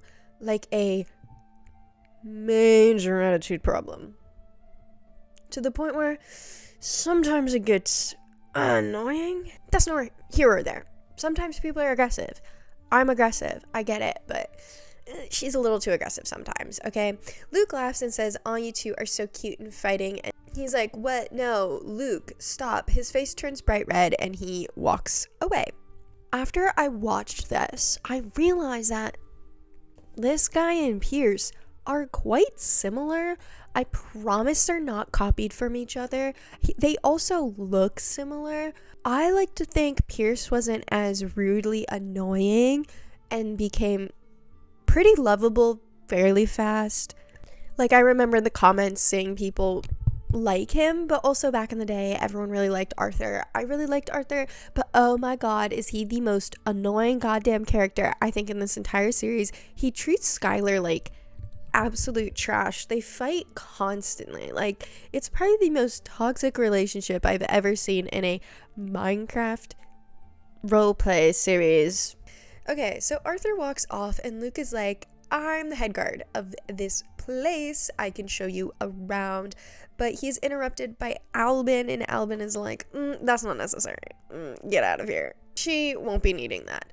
And he's like, oh, where the fuck is he? Oh, hey, dude, what's going on, Albin? What are you up to? And then Albin is like, I expected you to have a better behavior considering who your sister is. And Skylar's like, who's your sister? And Luke is like, my sister is gasp. Hope is his sister. Albin's like, okay, we are leaving now. And he's like, wait, before you leave, give Hope this letter, which leads to a crash out in the comment section. Crash out isn't the description of it. It was everyone like being like, what? Okie dokie. They make it back, and Jonathan is like, man, you guys were gone for a very long time. Glad you guys are okay. And Skylar asks about the shrine, because if you remember, Jonathan and Jasmine went to go check that bad boy out. She says that it was interesting, but she couldn't find anything besides like hieroglyphics, and she found on the wall. So nothing came of that trip whatsoever, actually. And that she doesn't know how to translate it. She says that there might be someone in the kingdom that knows how to do it, but alas, she has magics and cannot go there because if you remember, in episode 1, half of the kingdom is split by industrialism. And then Skylar's like, well, why can't you just like conceal your magic? Like, why can't you do that? And she's like, well, you see, I have to use magic to conceal magic, so actually there would still be magic residue from that, so no, I cannot do that, which is such a strange thing. I understand it, but then she's just like, well, what's the point of masking your magic? And she's like, well, it's just to mask like how strong it is, and like to kind of change the aura of it, like shake it up a bit, because Skylar has the aura of a demigod. I realize I'm wearing a Rocky Horror Picture Show shirt, which is a rated R movie. So Lord Caesar randomly storms into the meeting room, because I forgot to mention they're in their favorite spot, the meeting room. He storms downstairs, climbing down a ladder. Imagine storming in a room, climbing straight down a ladder, like a vertical ladder. I don't know if you guys ever climbed up a vertical ladder. That shit's hard. Okay, that's hard. So storming down a vertical ladder, like imagine like, oh, I'm so angry right now. I'm so pissed. I don't know. I feel just the concept of that is kind of hilarious to me. He tells everybody to get out of the meeting room besides Jasmine and Albin. Skylar leaves, and Skylar's like, oh, I need to give Mooney to Natalie because goat. And Jonathan's like, who is Natalie? And Natalie runs over and is like, I'm the great Natalie. And oh my god, you found Mooney. Jonathan is like, wow, Bert is gonna have a great time dealing with her, because who am I pointing at? I'm just pointing in this direction. I'm supposed to be pointing at her. She's right here. You can't even see her. Anyways, so Skylar is like, oh my god, I have to go give something to Hope. And then she runs off because she has to give Hope a letter from her brother. Now, Natalie does not give her a reward for finding Mooney. The reward? Friendship. So she wanders around the village and then goes to the market, and then she sees Rose, and Rose is with the forest guy. His name is Benedict. Didn't put a picture up here because he talks maybe a total of 4 times the entire series. So then she runs around a bit more, and Hope is at her house, because Hope is literally at her house the entire time. Rest of the time they're in the freaking village. She gives the letter to Hope. Hope reads the letter. Now that's where the controversy. This was like a whole controversy. I remember this coming out so controversial when this episode came out, because Hope is blind, so how the hell did she read it? Which Skylar does explain in the comments, which her explanation for it was it had magic and it read to her. Counter argument. I think what you should have done is just said it was in Braille. The letter was Braille. That's how blind people read. That's just my opinion. I think Skylar forgets she's blind sometime, but in the comments she was like, it's a magical letter that read to her. Anyways, Hope turns pale and is like, oh my god. Or I think it'd be really funny if she was like, why did my idiot brother write me a freaking letter knowing I'm blind? I don't know. I think that also would have been pretty funny. And the letter is about her mom being sick. And he wants her to return home to help, like, take care of the mom, but also be like, yeah, I think your mom's actually gonna die this time now that she's sick. So you need to come home to see your mom before she dies. Skylar is like, I think you should go talk to Albin about this entire situation. I forgot about this part. So Skylar says to go talk to Albin, and she says, don't worry about finishing my house. Maybe I'll do it, I don't know. And then she walks off. Girl, what do you mean you'll maybe do it? This house has been trying to get built the entire series, and no one's finished it, and she got the blind girl to build it. What's going on? What are we doing here? She goes to the inn and decides to take a rest, and then there is a cinematic scene going around the village. Episode 13, energy is shifting. Skylar wakes up to Natalie standing outside her room, meaning Natalie lives right across from Skylar. Natalie starts annoying her and asking what her secrets are and that they should be best friends because best friends share secrets and they need to be best friends. Okay? Skylar immediately says, no, you're boring, and she needs to go now. So then she leaves and Natalie yells at her and is like, I don't even want to be your friend anyway.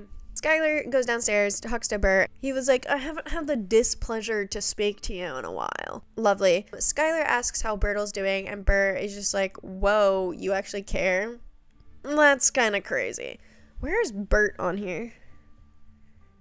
All the way over here. He's like, whoa, you care? That's actually crazy. I didn't actually think you, like, cared. That's, wow. And Skylar's like, why would I not care? I'm confused. He says that Bertle has lost his voice and he's not able to speak a word since he's woken up. They chat a little more and Skylar's like, we are getting along so well. So then she walks outside and then she's like, it's such a beautiful day, like extra beautiful day. Girl got shaders. We got shaders in the series. I love shaders. I think they make everything look better. So she runs into Jasmine and they start talking about the energy shift and how it's possible that it's due to the Festival of Lights, which it would make sense if it was caused by the Festival of Lights. She says that the point of the festival is to keep the darkness away because it is like the time of the year where the dark energy is like most powerful. So they represent keeping away by putting lights everywhere to show that like they can lead the way through the darkness with light. Sick. So she says that it's a day to keep the darkness away, and it's when the most negative energy is like in the universe. And she said it was started after the human and God war. And she says at night when everyone turns on their lights and like lights candles and hangs it, it's to symbolize that even when the darkness arrives, that there will always be light to lead us through. Jasmine says that a lot of stories have been lost to time because a lot of people use this occasion to party hardy and not actually care about what the true meaning is. So she goes to check in Bertle and Dr. Lucas, where's he? Lucas, and he reveals that Bertle can't read or write. That's super convenient. So that means Bertle can't like say who like kidnapped him, which is Les girl right here. She's the one that kidnapped him. Here's the thing. This boy don't know how to draw. Get him some crayons. Get this boy crayons. Get this boy right here. Where am I? Get this boy some crayons, okay? And he can just put blue hair on a stick figure and everyone will be like, oh my god, it's this girly right here. But also, if you remember, he said ouch like many episodes ago. He did say lost his voice, so I don't I don't know if that means it just happened, but it couldn't have just happened, because I'm sure he would snitch on her almost immediately. Or they could be like, who did it, boy? Who did it? Who did it? And then he like runs in a little circle, and then he goes find her and then points to her, just like a dog would do. I'm not saying Bertle is a dog. Okay, that's taken out of context. Lacey is there, and Lacey has healing magics. Okay. But she says she hasn't been strong enough to heal Bertle, and then that is like making her sad. Skylar is like, why doesn't Jasmine just do it? And Lacey's like, oh, only one person can have a type of magic, and hers is defense magics, barrier magics. That's what she does. Yeah, so Skylar goes to talk to Rose, and she's at the garden, and she's thriving, and she's like, oh my god, Skylar, these seeds that you found are freaking awesome. She asks, like, Rose, hey, what are we, like, doing for the festival? Rose is like, don't talk to me, girly. It's gonna be a giant surprise for the entire village, and the surprise makes me giggle. I giggled so hard when I saw it. I felt so bad for giggling, but it's goofy. I'm sorry. She talks about how she misses Lacey because she is so busy with magic school and Lucas, and girl, I can relate to that. So then she goes to talk to Benedict about the light festival, and that's about it. Nothing really comes from that conversation. Skylar notices that there's more of her house built. Yay, Hope's building more of her house. Skylar then asks Hope how she was able to read the letter, because everyone's getting so feisty in the comments. Hope explains to Skylar how she could read the letter. Skylar and Hope argue a bit. Skylar like presses her about her decision to go home, and it's like, what are you deciding, Hope? You should tell me, what are you deciding? And then once you tell me, you should go talk to Albin. Or if you can't decide, go talk to Albin. Hope, I really think you should go talk to Albin. Albin walks over, and he's like, oh, what is going on here? Why is everyone yelling? Hope then yells at him, and he's like, okay. She's like, and then she storms off. Albin is like, Skylar, follow me. I want to show you something. He takes her to a circle archery range thing behind the inn, I'm pretty sure is later in the series where I learned they are. But he takes her there and asks if she wants to be a knight, because he reminds her of his daughter, but that's not the only reason he wants her to be a knight. Skylar would love to help, and she would love to be a guard, and then they practice with a bow for a bit, and then there's a montage of Skylar shooting a bow and arrow. Albin asks what's on her mind, and she deflects, and then asks him about what the Lord said to him and Jasmine. Was it earlier in the episode, or was it last episode? I don't remember. And then he goes, oh, we were just talking about the light festival. Don't deflect. What happened? Why were you and Hope yelling at each other? Skylar says that's not really my place to tell, and good for you, Skylar. I think if Aphmau was in this situation, she would tell if she was Aphmau, I'm like 100% sure she would tell Albin to cause the drama. Why do I think this? I think this because of Dante and Nicole's entire situation. Remember when she was stirring that pot? Girl loves the drama. She loves it. That Skylar doesn't snitch. Good for you, Skylar. That's what a true friend would do. Basically, what she does say is, I was just trying to help her, and she yelled at me, and Albin's like, yeah, Hope doesn't really like help from people, and that's kind of why she gets mad sometimes, which is understandable. Then they go back to practice. Episode, oh my god, we're only on 14, and I've been doing this for 40 freaking minutes. Why is it taking this long? So, episode 14, Rebellion's Cause. It picks up where we left off, and Skylar is working hard. She's shooting that bow, and she's shooting that arrow. She's shooting her arrows. I don't know, man. I don't know. Albin tells her to run off and go do some other stuff while that's literally the blank wall. He says to go, he's like, go run off and find something else to do while I clean up all the mess that we made. And she's like, Sick, cool, okay. And that's exactly what she does. She runs into Jonathan and he asks her how she's been doing because he heard about the fight between her and Hope. He asks her what they were fighting about, and she's like, I can't tell you. And he's like, will it influence the rebellion? And she's like, maybe. Then he's like, I need to go talk to Albin about this. And Skylar is like, go talk to Hope before you go to Albin about this, because you don't even like know what the situation is, and she doesn't even want to go to Albin. Skylar then tells Jonathan that what her and Albin have been up to, and she's like, I'm a knight now. I've been dubbed. No, she doesn't say that, but like, I'm knighting you guys with my sword. During their conversation, the Lord and his knight come over, and he invites Skylar out for some food. Well, not out. They eat in his house. Jonathan is like, nah, she's got plans with me. She can't hang out with you because she's hanging out with me. And she's like, oh, I do. And he's like, yes, you do. Remember that thing that we're doing and the plans that we made? Oh, yes, I do remember that, of course. And then he's like, well, she's going to have to blow you off because she's hanging out with me. Imagine I just flipped my hair while doing that. Then they go off to his house and they eat some food.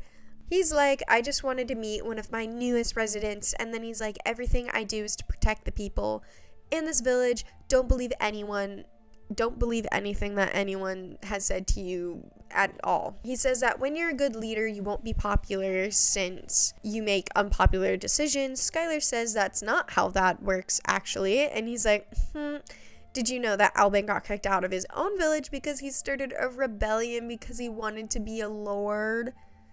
He like brings that out of nowhere. He claims that he is a compulsive liar and that everything he says is because he wants his spot as Lord. Skylar is like, why does everyone hate you? He says that everyone has been brainwashed, just like you have. You've been brainwashed, Skylar. He tells her that he knows who she actually is and that he knows that her mother is looking for her because his knight works for one of the gods. Crazy. We never learn which one. I don't know which one. The Lord calls his daughter crazy and says that everything he does is because he cares. The Lord then calls his daughter crazy and he says that everything he does is actually to protect his daughter. Girl, okay. And that she can't be trusted. Then there is a loud thud and he kicks her out of the house. Skylar goes to hunt down some people and everyone just so happens to be in the meeting room, our favorite location, of course. Albin is like, what happened? I heard you got taken into the Lord's house. Like, what's going on with that? I felt like taking my hair down. I just felt like I couldn't stand it being up like that. Okay.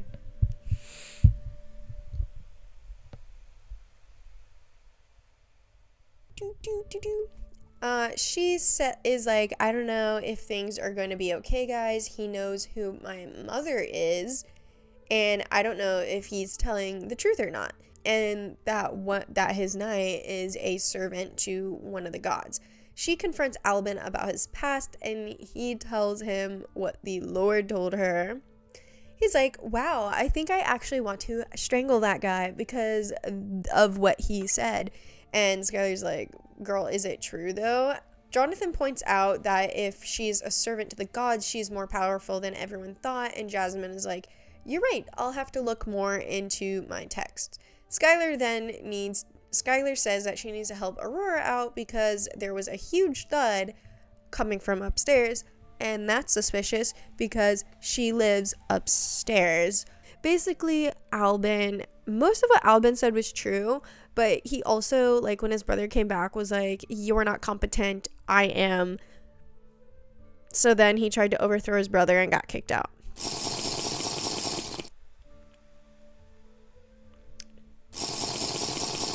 Albin says they need to find out more information before they act on anything, and then he tells Skylar to pretend that she is following the plans that the Lord said, because he was like, girl, you need to work for me, girl, okay, is basically what he said. It then cuts to a pan of the village, like, you know, it's like surveying the village during the day, and then it turns into night. It zooms into the balcony of the inn, and it shows Natalie sneaking out of her hotel or inn or whatever they're calling it. I don't know, they keep changing what it's called. And then it cuts to a shot of Aurora. Episode 15, the tension. Oh my god, we're almost halfway there. Just kidding. That's 7 more episodes. Okay, we're getting through it. It starts off with a fun announcement talking about another Minecraft roleplay that she's starting. Obviously, she's not in the world. It's just her announcing it. Which, honestly, guys, I don't know if I might start one soon. Like, I've been in the writings of a new one. I don't know when it would come out, but I have been writing one.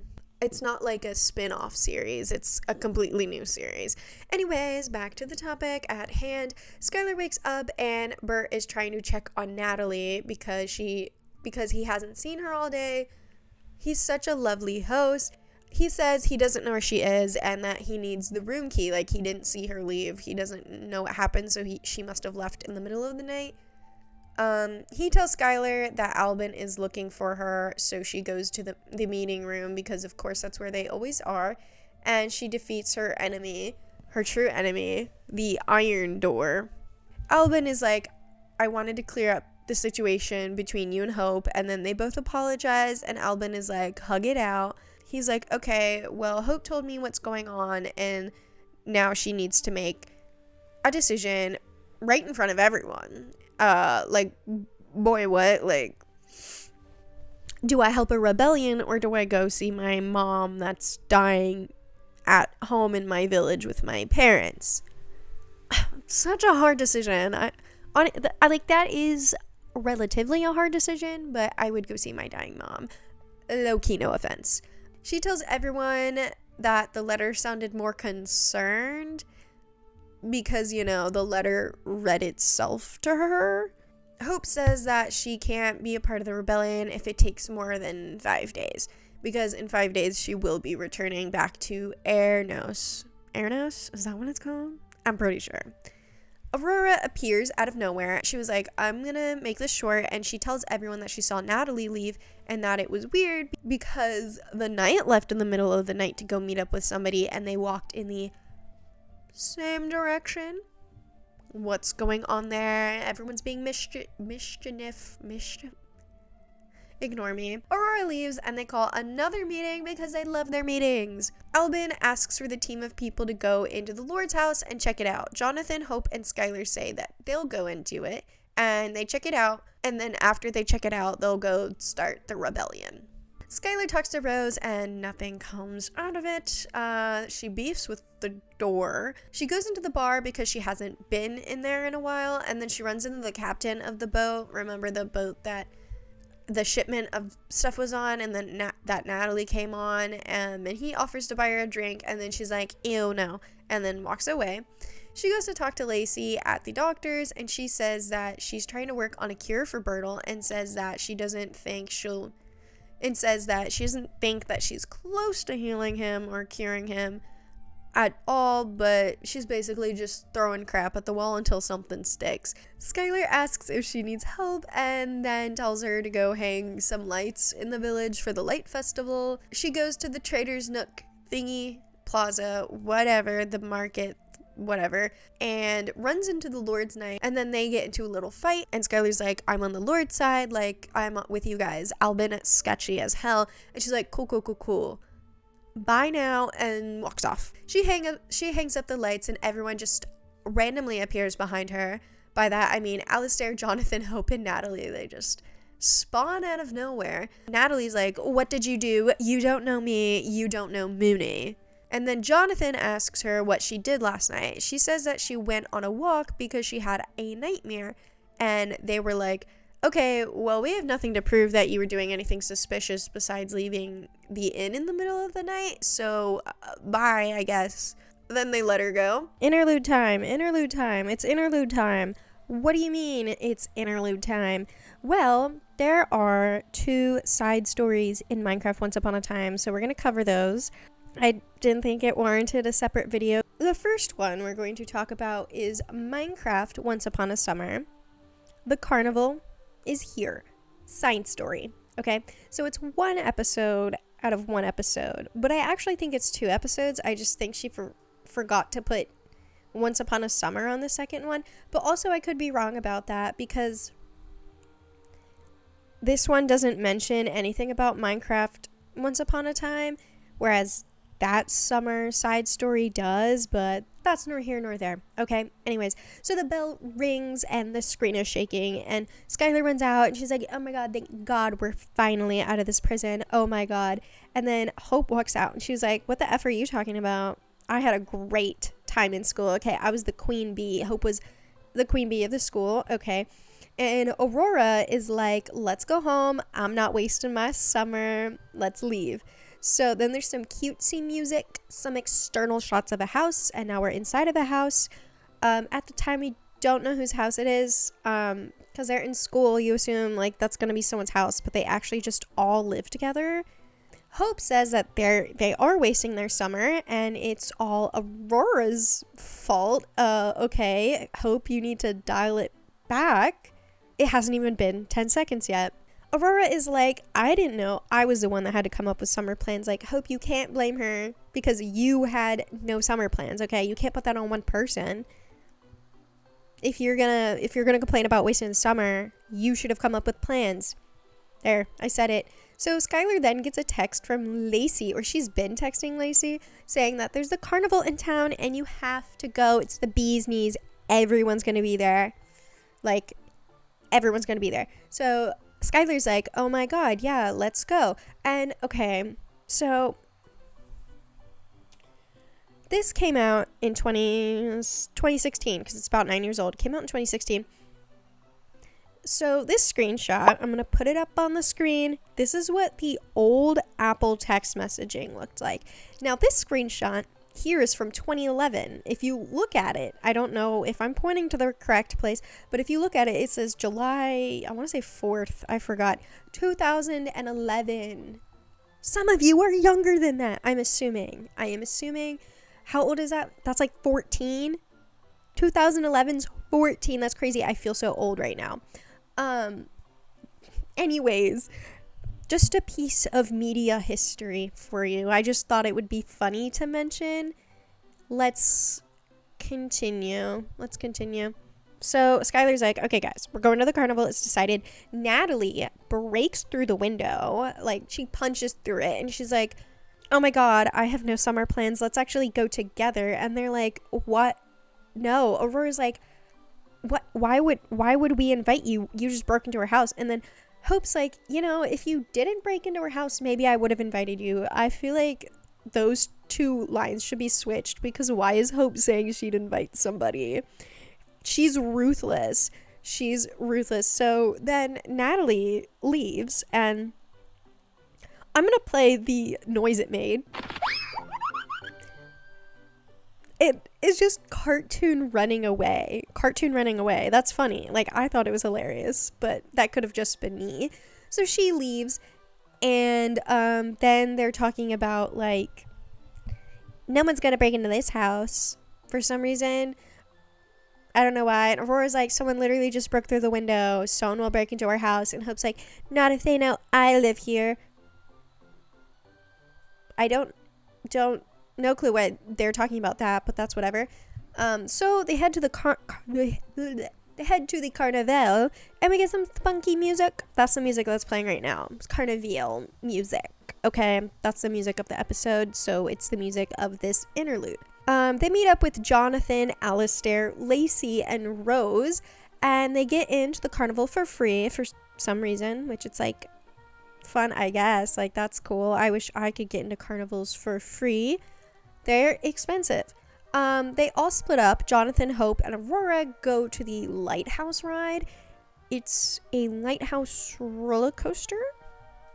And then everyone else goes to the carousel. Aurora then wants to go to the zoo, like the petting zoo, and Hope is like, I hope there are birds there.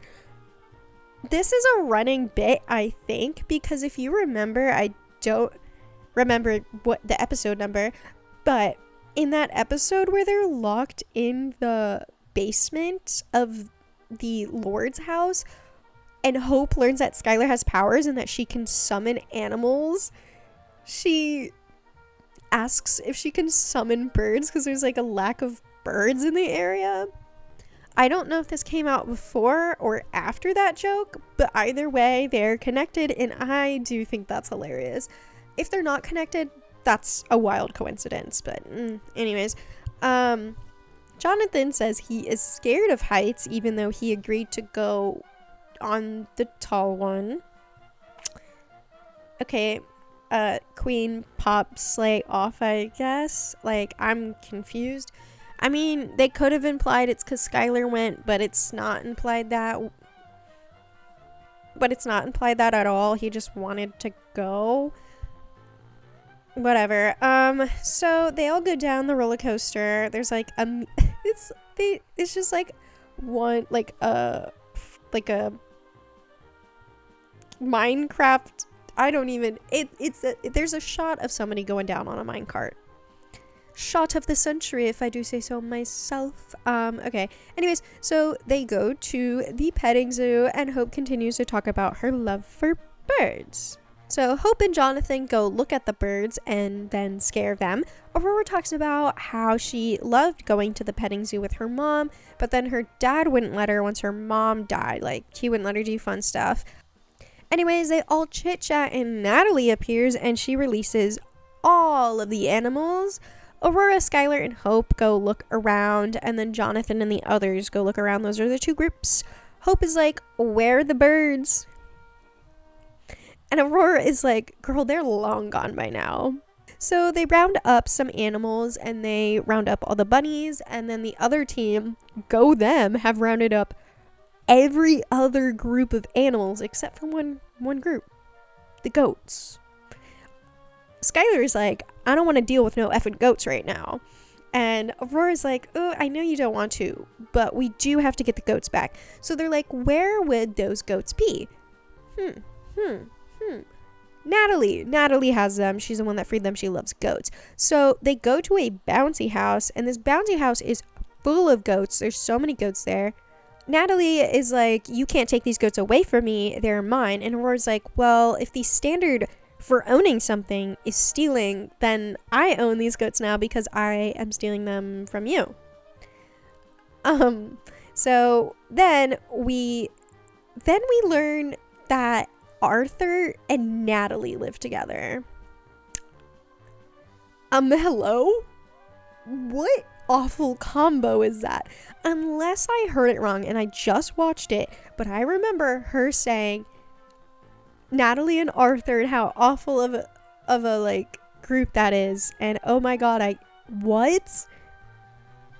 Anyways, yeah, so then the group decide to go their separate ways and they go home, and it's the end of the episode. Episode 16, it has begun. Jonathan, Hope, and Skylar are at the Lord's house now, and they do not sneak in, they walk right through the door. Okay. And they're quite literally just standing in the doorway, talking about their plan, not hiding whatsoever. And then Hope is like, cool, we're getting Aurora. And then Jonathan is like, no, we need to find evidence. And he says that if she goes missing, then the Lord obviously will know that there was something up and get mad at everybody and start being mean to people. Skylar goes upstairs, and there is nothing upstairs besides his bedroom. She goes back downstairs and asks if Hope has seen anything. Hope is like, no, I haven't seen anything. Why'd they bring it? Hold up. Why'd they bring a blind girl to do a stakeout where they're looking for evidence? Why did they do that? Hello? What's going on? I just realized that after I said, do you see anything already? She obviously says no. Skylar is like, does anyone feel like something? Does anyone feel something? And then the floor opens, like a hole in the floor. Now, if you remember, episode 1, 2, 3, I don't know, some episode, the knight opened a secret hole in the Lord's house, and that is exactly what Skylar did. She opened that secret hole in the Lord's house. They go down this suspicious hole, and they find a sacrifice thingy, like an altar, with some random dude on it. Wow. Then the floorboards move, and they're like, oh my god, we need to go hide. Someone is coming. I forgot to mention the hole closed behind them. The knight is like, I thought I heard something. Then they reveal the boy down there is a demigod. He's a demigod, and that they need his blood and Skylar's blood for the ritual that they're trying to perform.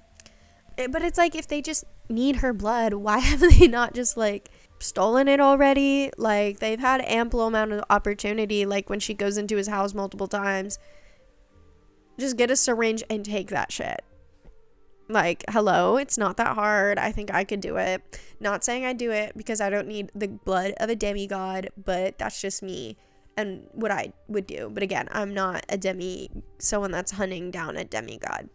Cool. Okay.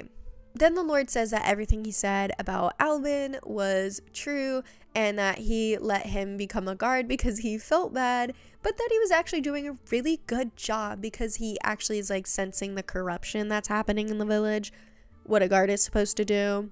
The knight then threatens him and asks if he wants what happened to his wife to happen to his daughter. Remember, the wife disappeared. Because she was a tracker? Was that literally the name of what she was?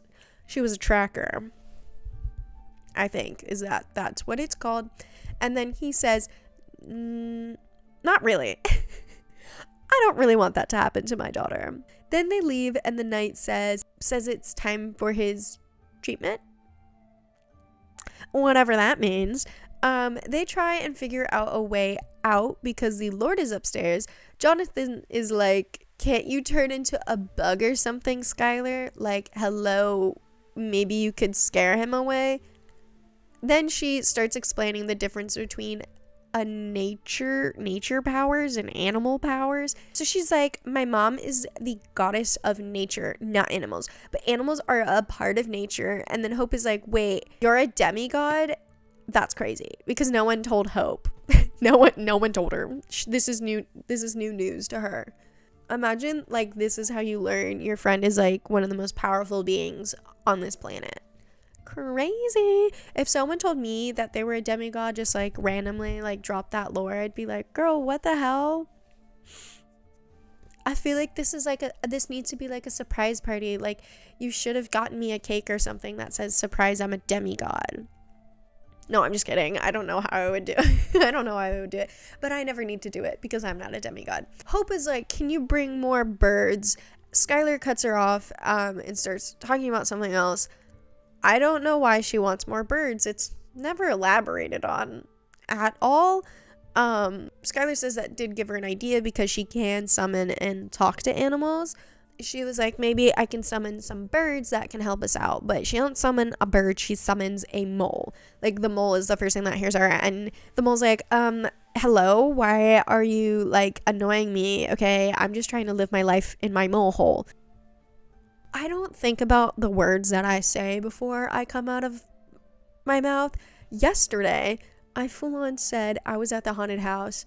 And I was like, we have 9 people in our group, and the like scare actor was like, oh, that's a really nice group, I'm glad you guys are such a big group.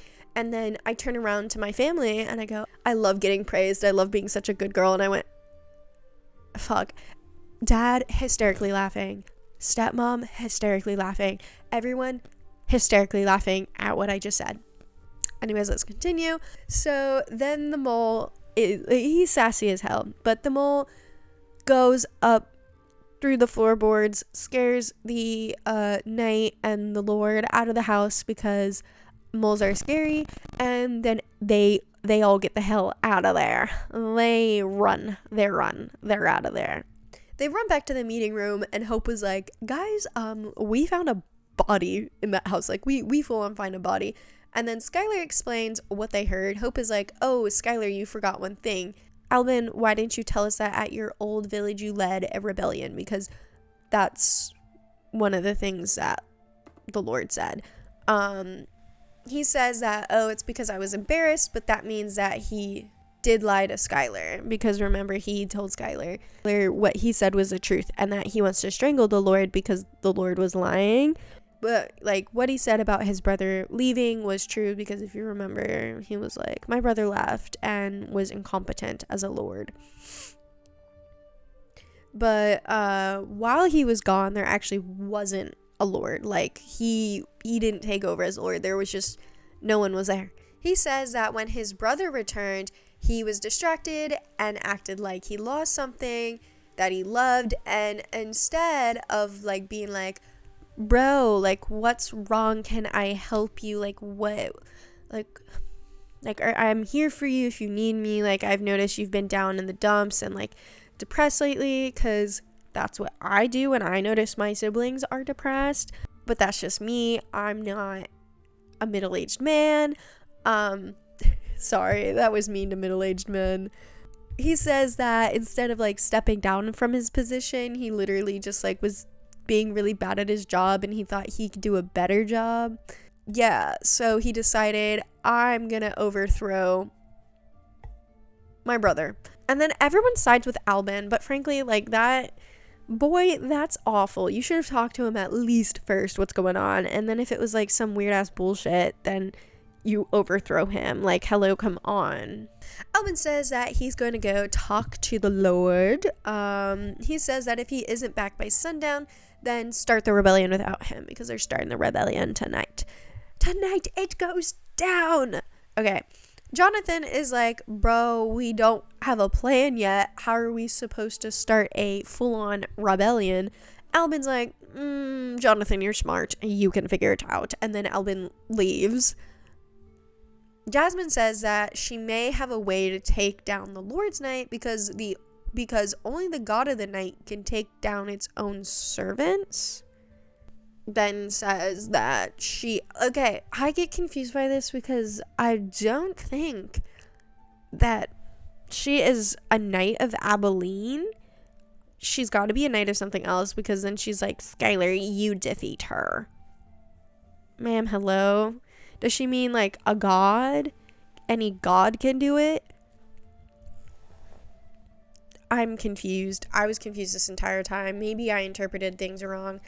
Skylar is like, I don't even have full control of my powers. Jasmine's like, take all the time you need, girl. Jasmine? She has until sundown. She doesn't have all the time in the world to figure this out. She has until sundown. No pressure, but also, yes, pressure. Skylar, you have until sundown. Skylar sits in the forest and a fox approaches her, and this, guys, is the therapy fox. The therapy fox shows up multiple times in this series. This is the second time we've met therapy fox. The fox is like, you should do it. You're powerful. Just do it, okay? Skylar said, Jonathan walks over and he's like, hey, it's almost sundown. We gotta make a decision. Skylar says that she will do it. Before they discuss the plan, there is a loud male scream. I wonder what that means. Episode 17. Albin. I gotta say something.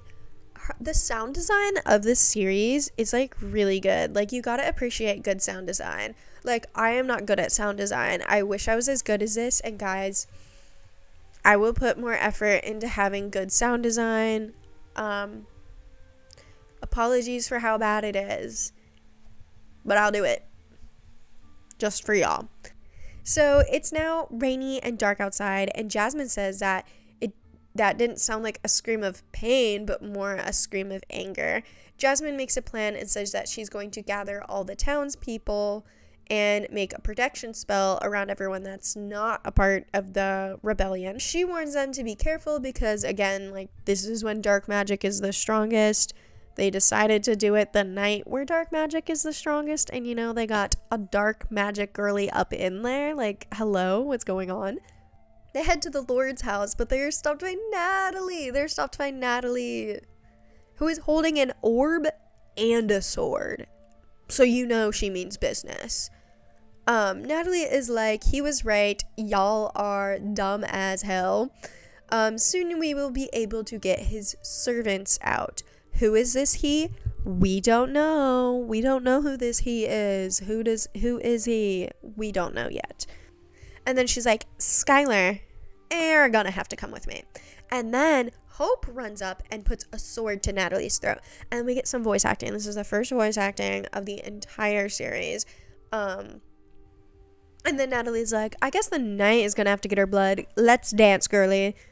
She knocks Hope on the ground and is like, Alistair, I need your help. Again, he's not up here. Alistair, I need your help. And then Natalie is like, so you're admitting you're weak. Like, you're asking for help and that's admitting you're weak. And she was like, no, that actually proves I'm strong and powerful. And that it's not weak to have your friends. Or it's not weak to ask your friends for help. Strong. Okay. Jonathan and Skylar head to the Lord's house and the knight is there.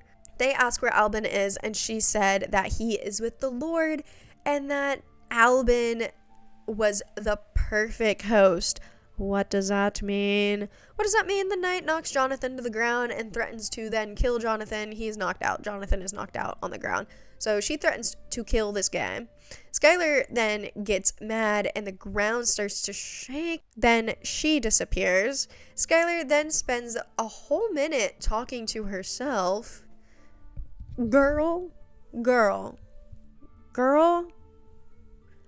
Go to Albin. What are you doing? Go to Albin. Go to Aurora. Go save somebody. What are you doing? Sorry. She goes and enters the tower, and Albin is in front of the Lord, who is covered in blood. Boy's covered. He took a little bath in blood. And Albin is like, okay, everything is fine. Then the Lord gets up and stabs him. He stabs Albin in the back. Albin goes down. Albin is dead. Albin is dead now. I gasped out loud, guys, when this happened. Like, I forgot this happened. I audibly gasped. Where is he? Albin? Gone. Albin is dead. And the Lord, guys, Lord Caesar. See, it'd be funnier if you could see it. I'll show you later. He turns into a full-on demon. He is a demon now. Skylar then she's screaming. She screams no. She's yelling. She's screaming. Albin was like a father figure to her because she never had a father figure. And Albin filled that hole for her. And girl is dead now. Sorry, not girl. Boy is dead now. Boy got stabbed. Then after he turns into this demon, boy disappears, boy dies. This is the demon. It's in the texture pack that she did. I don't know like what mob it is, but it's cool. Anyways, dead, gone, death, okay? Anyways, then it cuts to the Nether and we're getting like pan views around it, and it's for an absurd amount of time, like an absurdly too long amount of time, but whatever. And Girly is talking to him. We don't know who him is. Just some Nether guy, just, you know, some powerful being that's in the Nether. We don't know who he is. Okay.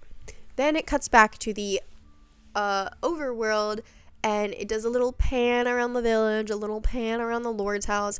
Skylar goes up to Jonathan and tells him everything that just happened. Now, if I were Skylar, I would have not told Jonathan about Albin immediately, as he needs medical help pronto. He needs medical help pronto. Episode 18, Skylar's grief. So some somber music opens this episode, and it pans around the village, and it's still raining, still sad. We're still in sad effect right now.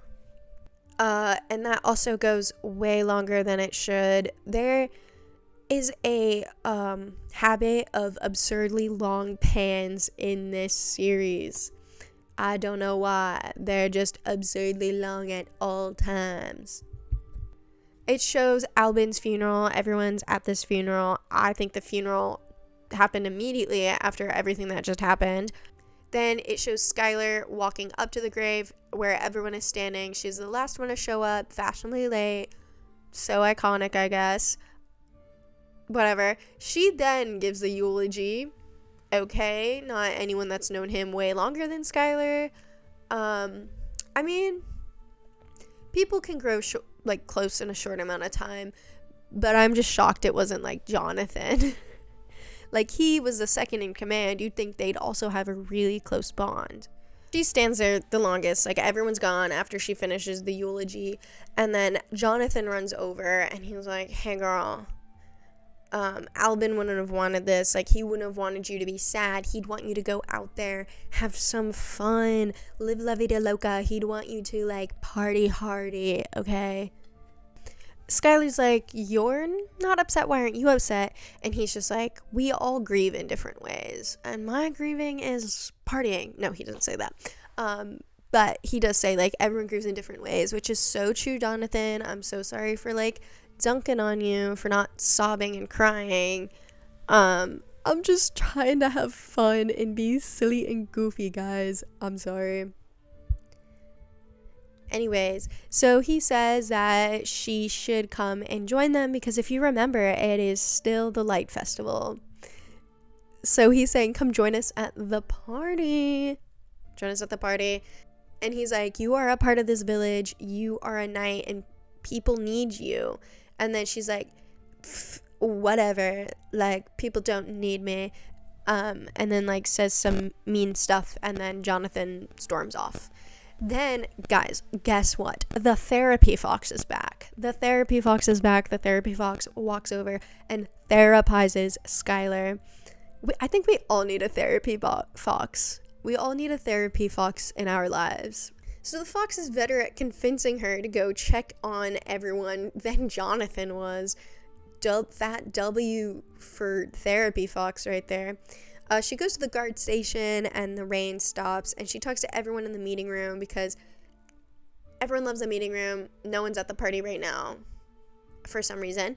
They talk about who is next, who's going to be the next head guard. Everyone is like, Jonathan, of course, because Jonathan is the second in command and has the most experience out of everyone because it's Hope, Skylar, and Alistair.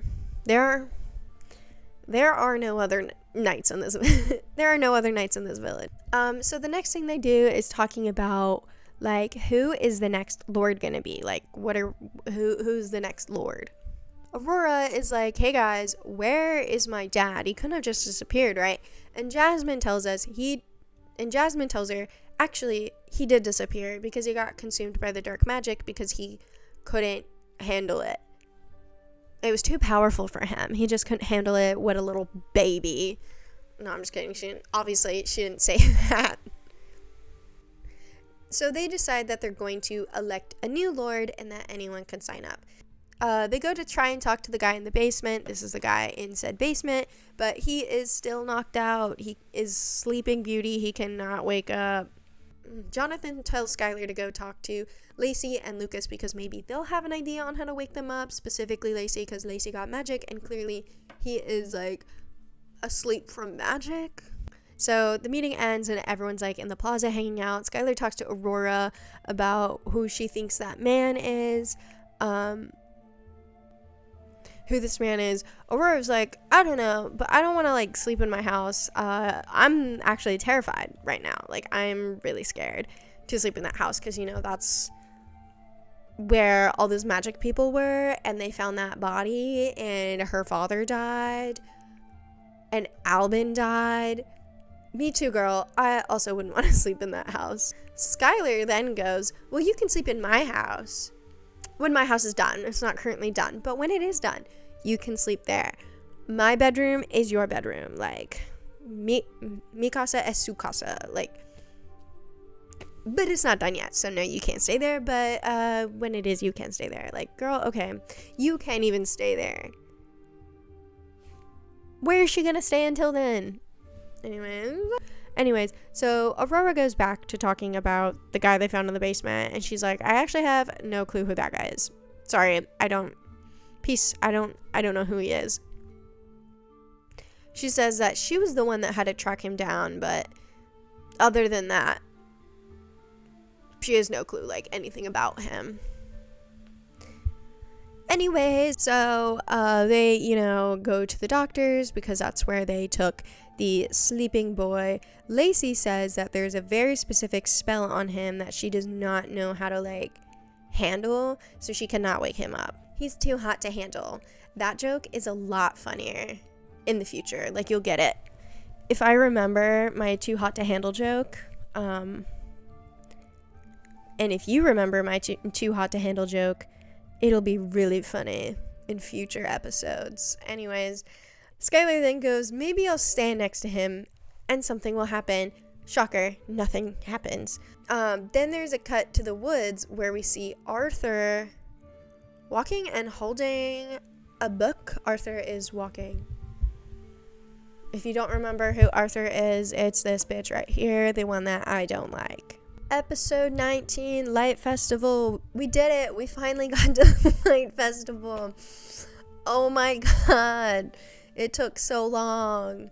But we're here. We're here. So yeah, a nice, energetic introduction. It starts where we left off. It's panning around the village. There's epic music playing. It's a bop. We're slaying so hard right now. And Skylar leaves the doctors and she runs into Rose, who is still planning the Light Festival because there's a lot that needs to be done. So in this time, no one has slept yet. I am 99.9% sure no one has slept yet. This is still the same day.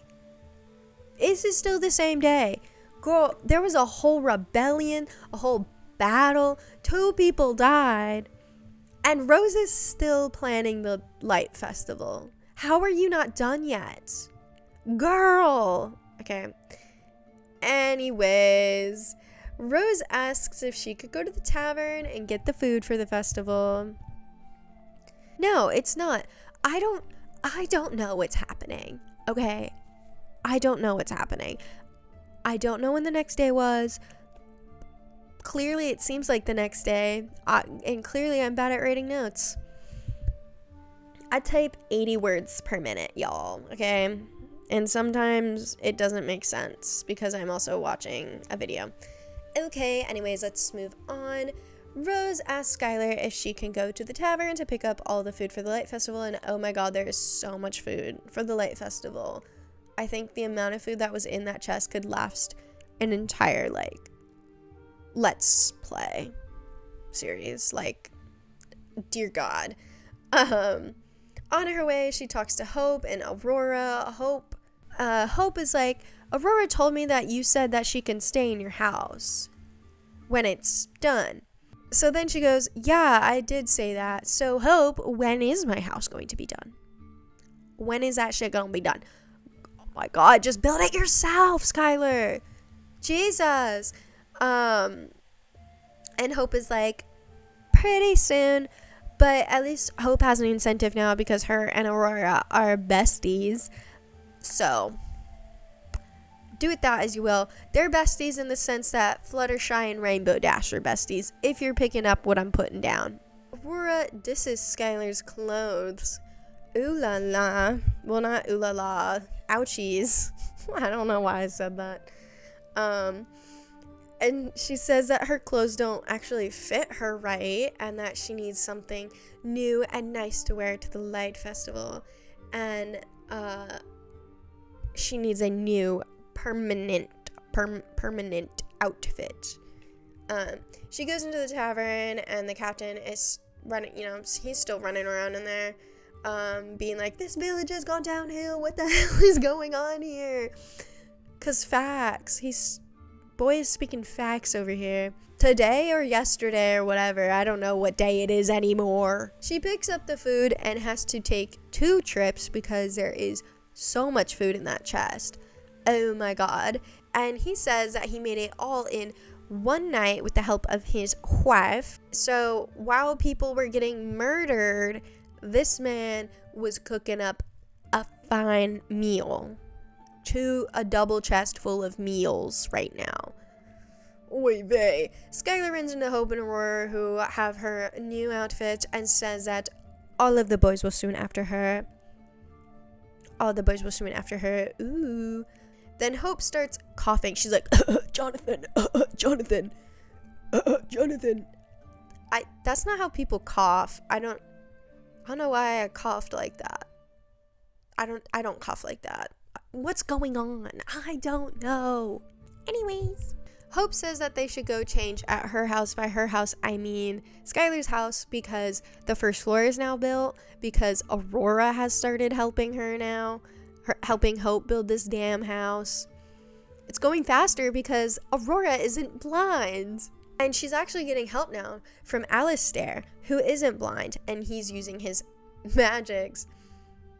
He has some sort of like apparition magics, meaning he can just make things appear. So this boy's just been making blocks appear or something. I don't know. He uses them for building, I guess.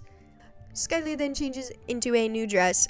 I actually think it's ugly as hell, and that the last one was better, but whatever. I'm not in this world, and maybe in this world, ugly fashion is delicious.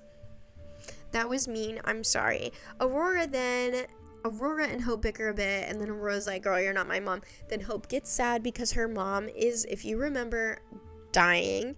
I don't know why I laughed at that. I'm sorry. And then she's like, let's go party to get my mind off my mom dying. Coping skills 10 out of 10.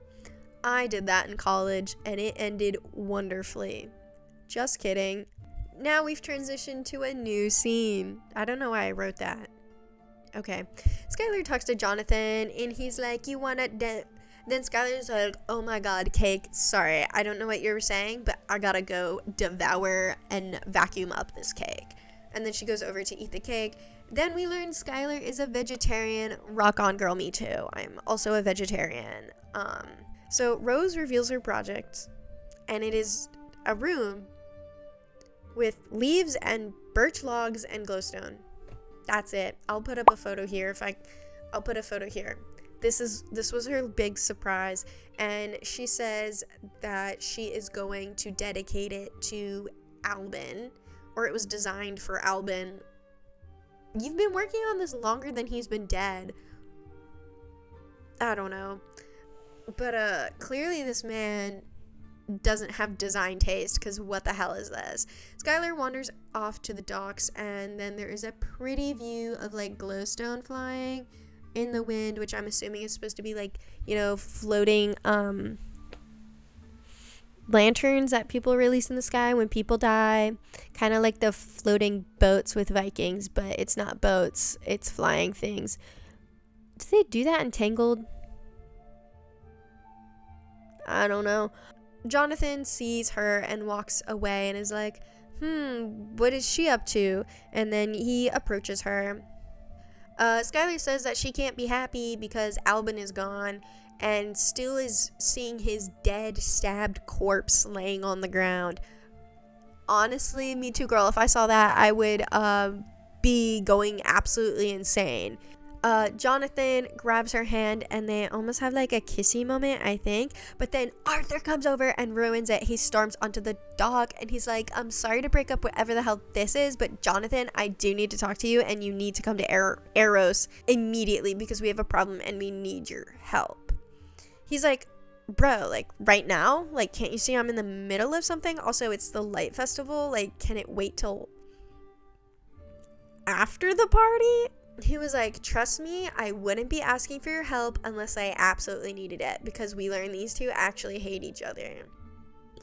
Uh-oh. He then kicks Skylar out of the conversation because it's confidential. Skylar goes back to the festival, and it's the end of the episode. Episode 20, the First Lordship. So it kind of starts out where the last episode left off, but the production quality of this series, like, went way up, and it, like, I think slowly started to get better. I think as, like, most Minecraft roleplays do. Frankly, I think mine has gotten worse because I've gotten more lazy. I do not know. But hers has definitely gotten way better. The editing's better. There's a lot less, like, it's giving Minecraft Diary Season 2, but instead of, like, other players, it's still just her, but, like, you know, that quality, how the quality went up, it's giving that.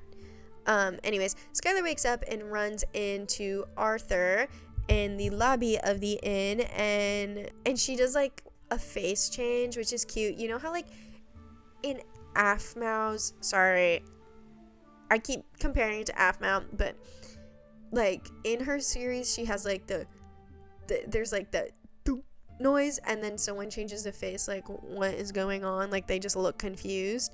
She changes it to that face, which is so cute. She only does this 2 times in the series, though, which I was shocked by, because there's a lot of dumb moments where you're like, oh, you know?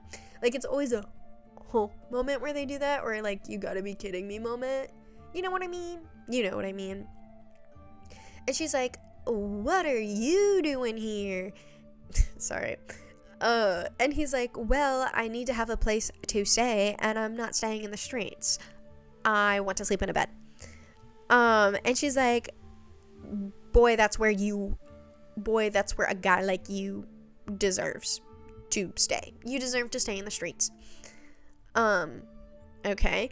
And then Skylar's like, what have I done for you to hate me so much? Girl, you literally just said he belongs in the streets. But, like, to be fair, he's been mean since, like, they've met in the beginning. But also, girl, you just said he belongs in the streets. Like, I don't know, I'd be pretty mad at somebody if they said that to me. He's like, well, stay out of my business. Skylar goes to the guard station because it's the best place in town. Skylar goes to, you guessed it, the meeting room, the hot spot in town. Jonathan's like, oh, cool, I need to talk to you about the news that Arthur told me. Then Hope goes on a rant about how she doesn't like him and how they grew up together because they're from the same village. Don't know why I said it like that. She says, like, he used to be really nice and now he's just a little asshole. Alrighty. Jonathan is like, guys, can we continue? We all know he's annoying. We can all agree that he's the most annoying person in existence ever to exist. Let's move on to the topic at hand. Then he appears behind Skylar, and she's like, what the hell? What? Hello, guh. What are you doing here? How did that happen? Aurora asks what he's doing in here, and he's like, well, I just have to make sure Johnny Boy here doesn't expose a confidential thing that I told him in private, because it's a private thing that he is not supposed to tell people about. Jonathan is like, dude, you are making this so much of a bigger deal than it actually is. Like, come on, it's not that big of a deal. It's not that deep, bro. It is not that deep. Jonathan's like, well, we have a meeting to start. And he's like, oh, I can't wait for this meeting to start. And he just stands there. Boy, what are you doing? Boy, what are you doing? They changed the meeting from talking about what they were talking about to talking about the election that needs to happen. And Aurora said she wants to throw her hat into the ring. Then Bert storms down and he's like, excuse me, little missy. I think I would do a great job. I think I would do a way better job than you, and now I'm running too. And then he leaves. Sick. Cool. dude, everyone in the village actually despises you because you're mean to literally everyone. So what makes you think that you're gonna win against a very liked person in the village? Hello? Sometimes you can have great stances on things, like maybe he has wonderful ideas, but if you are hated by the majority of people, you will not win. And sometimes you can know nothing about anything, but if people like you, you'll go places. Arthur laughs and calls this pathetic because only 2 people are running, and that's pathetic for some reason. Aurora tries to punch him, but they hold her back, and he's like, whatever, I'm out of here, and then he leaves. Jonathan tells Skylar to go talk to Natalie. She goes into the cell and tries to get stuff out of her, but she says that she won't give anything about anything and will not tell her who she's working for. She says that she comes from a small village in the kingdom and that she lived on the side where people don't like magic users. She says she left home, then came back one day and her parents were dead. Her brother was missing. And then she's like, okay, I'm done talking now. All right, that is what she tells Skylar. Skylar goes out of the guard station and Bert is rallying people up in the village. He's getting everyone's blood pumping. He's like, guys, we you really want the new lord to be someone that like their dad sucked, because what if they also suck? Then Aurora and Bert start debating in the plaza, and everyone is siding with Aurora because, again, everyone in the village hates Bert because he's an asshole. Arthur appears. He's like, everyone here is a total chump and stupid. And Skylar's like, well, you're the chump. And he's like, well, at least you're not running because, oh my God, you would be a terrible, awful lord. And then she punches him in the face and runs off. Oh my God, I hate Arthur so much. His character is so... Episode 21, Natalie's escape. Skylar is on the docks complaining about Arthur. Hope runs over and is like, dude, that's one of the best things you've ever done. She's like, seriously, did you see his face? Priceless. Hope, you are blind. What do you mean, did you see his face? Then some text pops up on the screen and explains this and says, before people start raging in the comments, Hope can sense movement. So when someone moves their face, she can sense it, and that's how she picks up on emotions and facial movement. I guess that's the best way you could explain that. However, that would be, I fear, the most overstimulating sensation in existence ever. Imagine standing next to people and feeling and sensing all the movements of their facial features. That person they would have to stay away from me because I'm constantly moving my face. I'm giggling. Like I move my face a lot. Like my facial expressions, you can sense how I feel by the way I look. Like it is very obvious. If I'm mad, most people can tell I'm mad. I have a hard time hiding it, so Hope would hate standing next to me. That's all I can say. Hope then says he deserved the black eye that she gave him, and Skylar is like, what? And then she says that the last time I saw him, he had a nice shiner on his eye. Hope says that he's asking for an apology, and she says that she's actually on the side of Arthur and that she should apologize to him for punching him in the face. So she goes to the infirmary and Skylar gives that most half-assed apology I've ever heard in my entire life, and man, I've heard some bad ones. They start to fight and then Hope breaks it up, and Arthur reveals that him and Jonathan are heading to Eros. I want to say Ernos. That's actually a Minecraft server thing. Eros. It's Eros, guys. I have been saying it wrong almost this entire time. My bad. Then Hope says that she was planning on going for her brother and that she is going to leave with them tomorrow. And he's like, fine. Oh my God. Skylar is sad because everyone is leaving, and then Skylar talks to Lacey about the sleeping boy. Lacey says that things are going well and that she's like, I do have an idea, but well, no. And Skylar's like, what's your idea? And she's like, true love's kiss? And she was like, but that wouldn't work because none of us would be his true love. The next thing that would work is a touch. Wait, that won't work. Or we can do a touch of the god, which is basically someone that has the energy of a god that could break the curse. So someone that's been touched by a god. I don't know what that means. Skylar's like, couldn't be me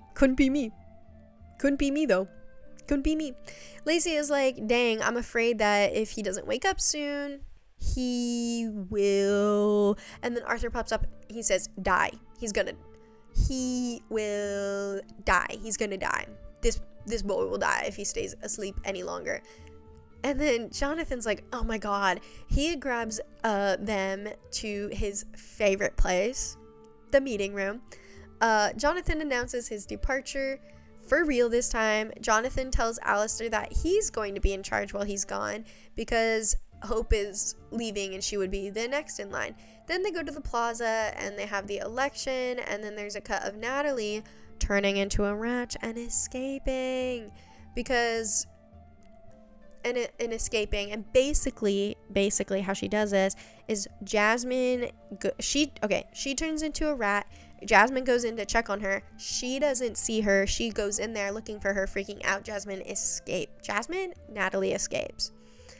Aurora wins. Jasmine runs out and announces that Natalie is gone. Skylar and Jasmine run into the guard station. Episode 22. Oh my god, we're halfway there. He's awake.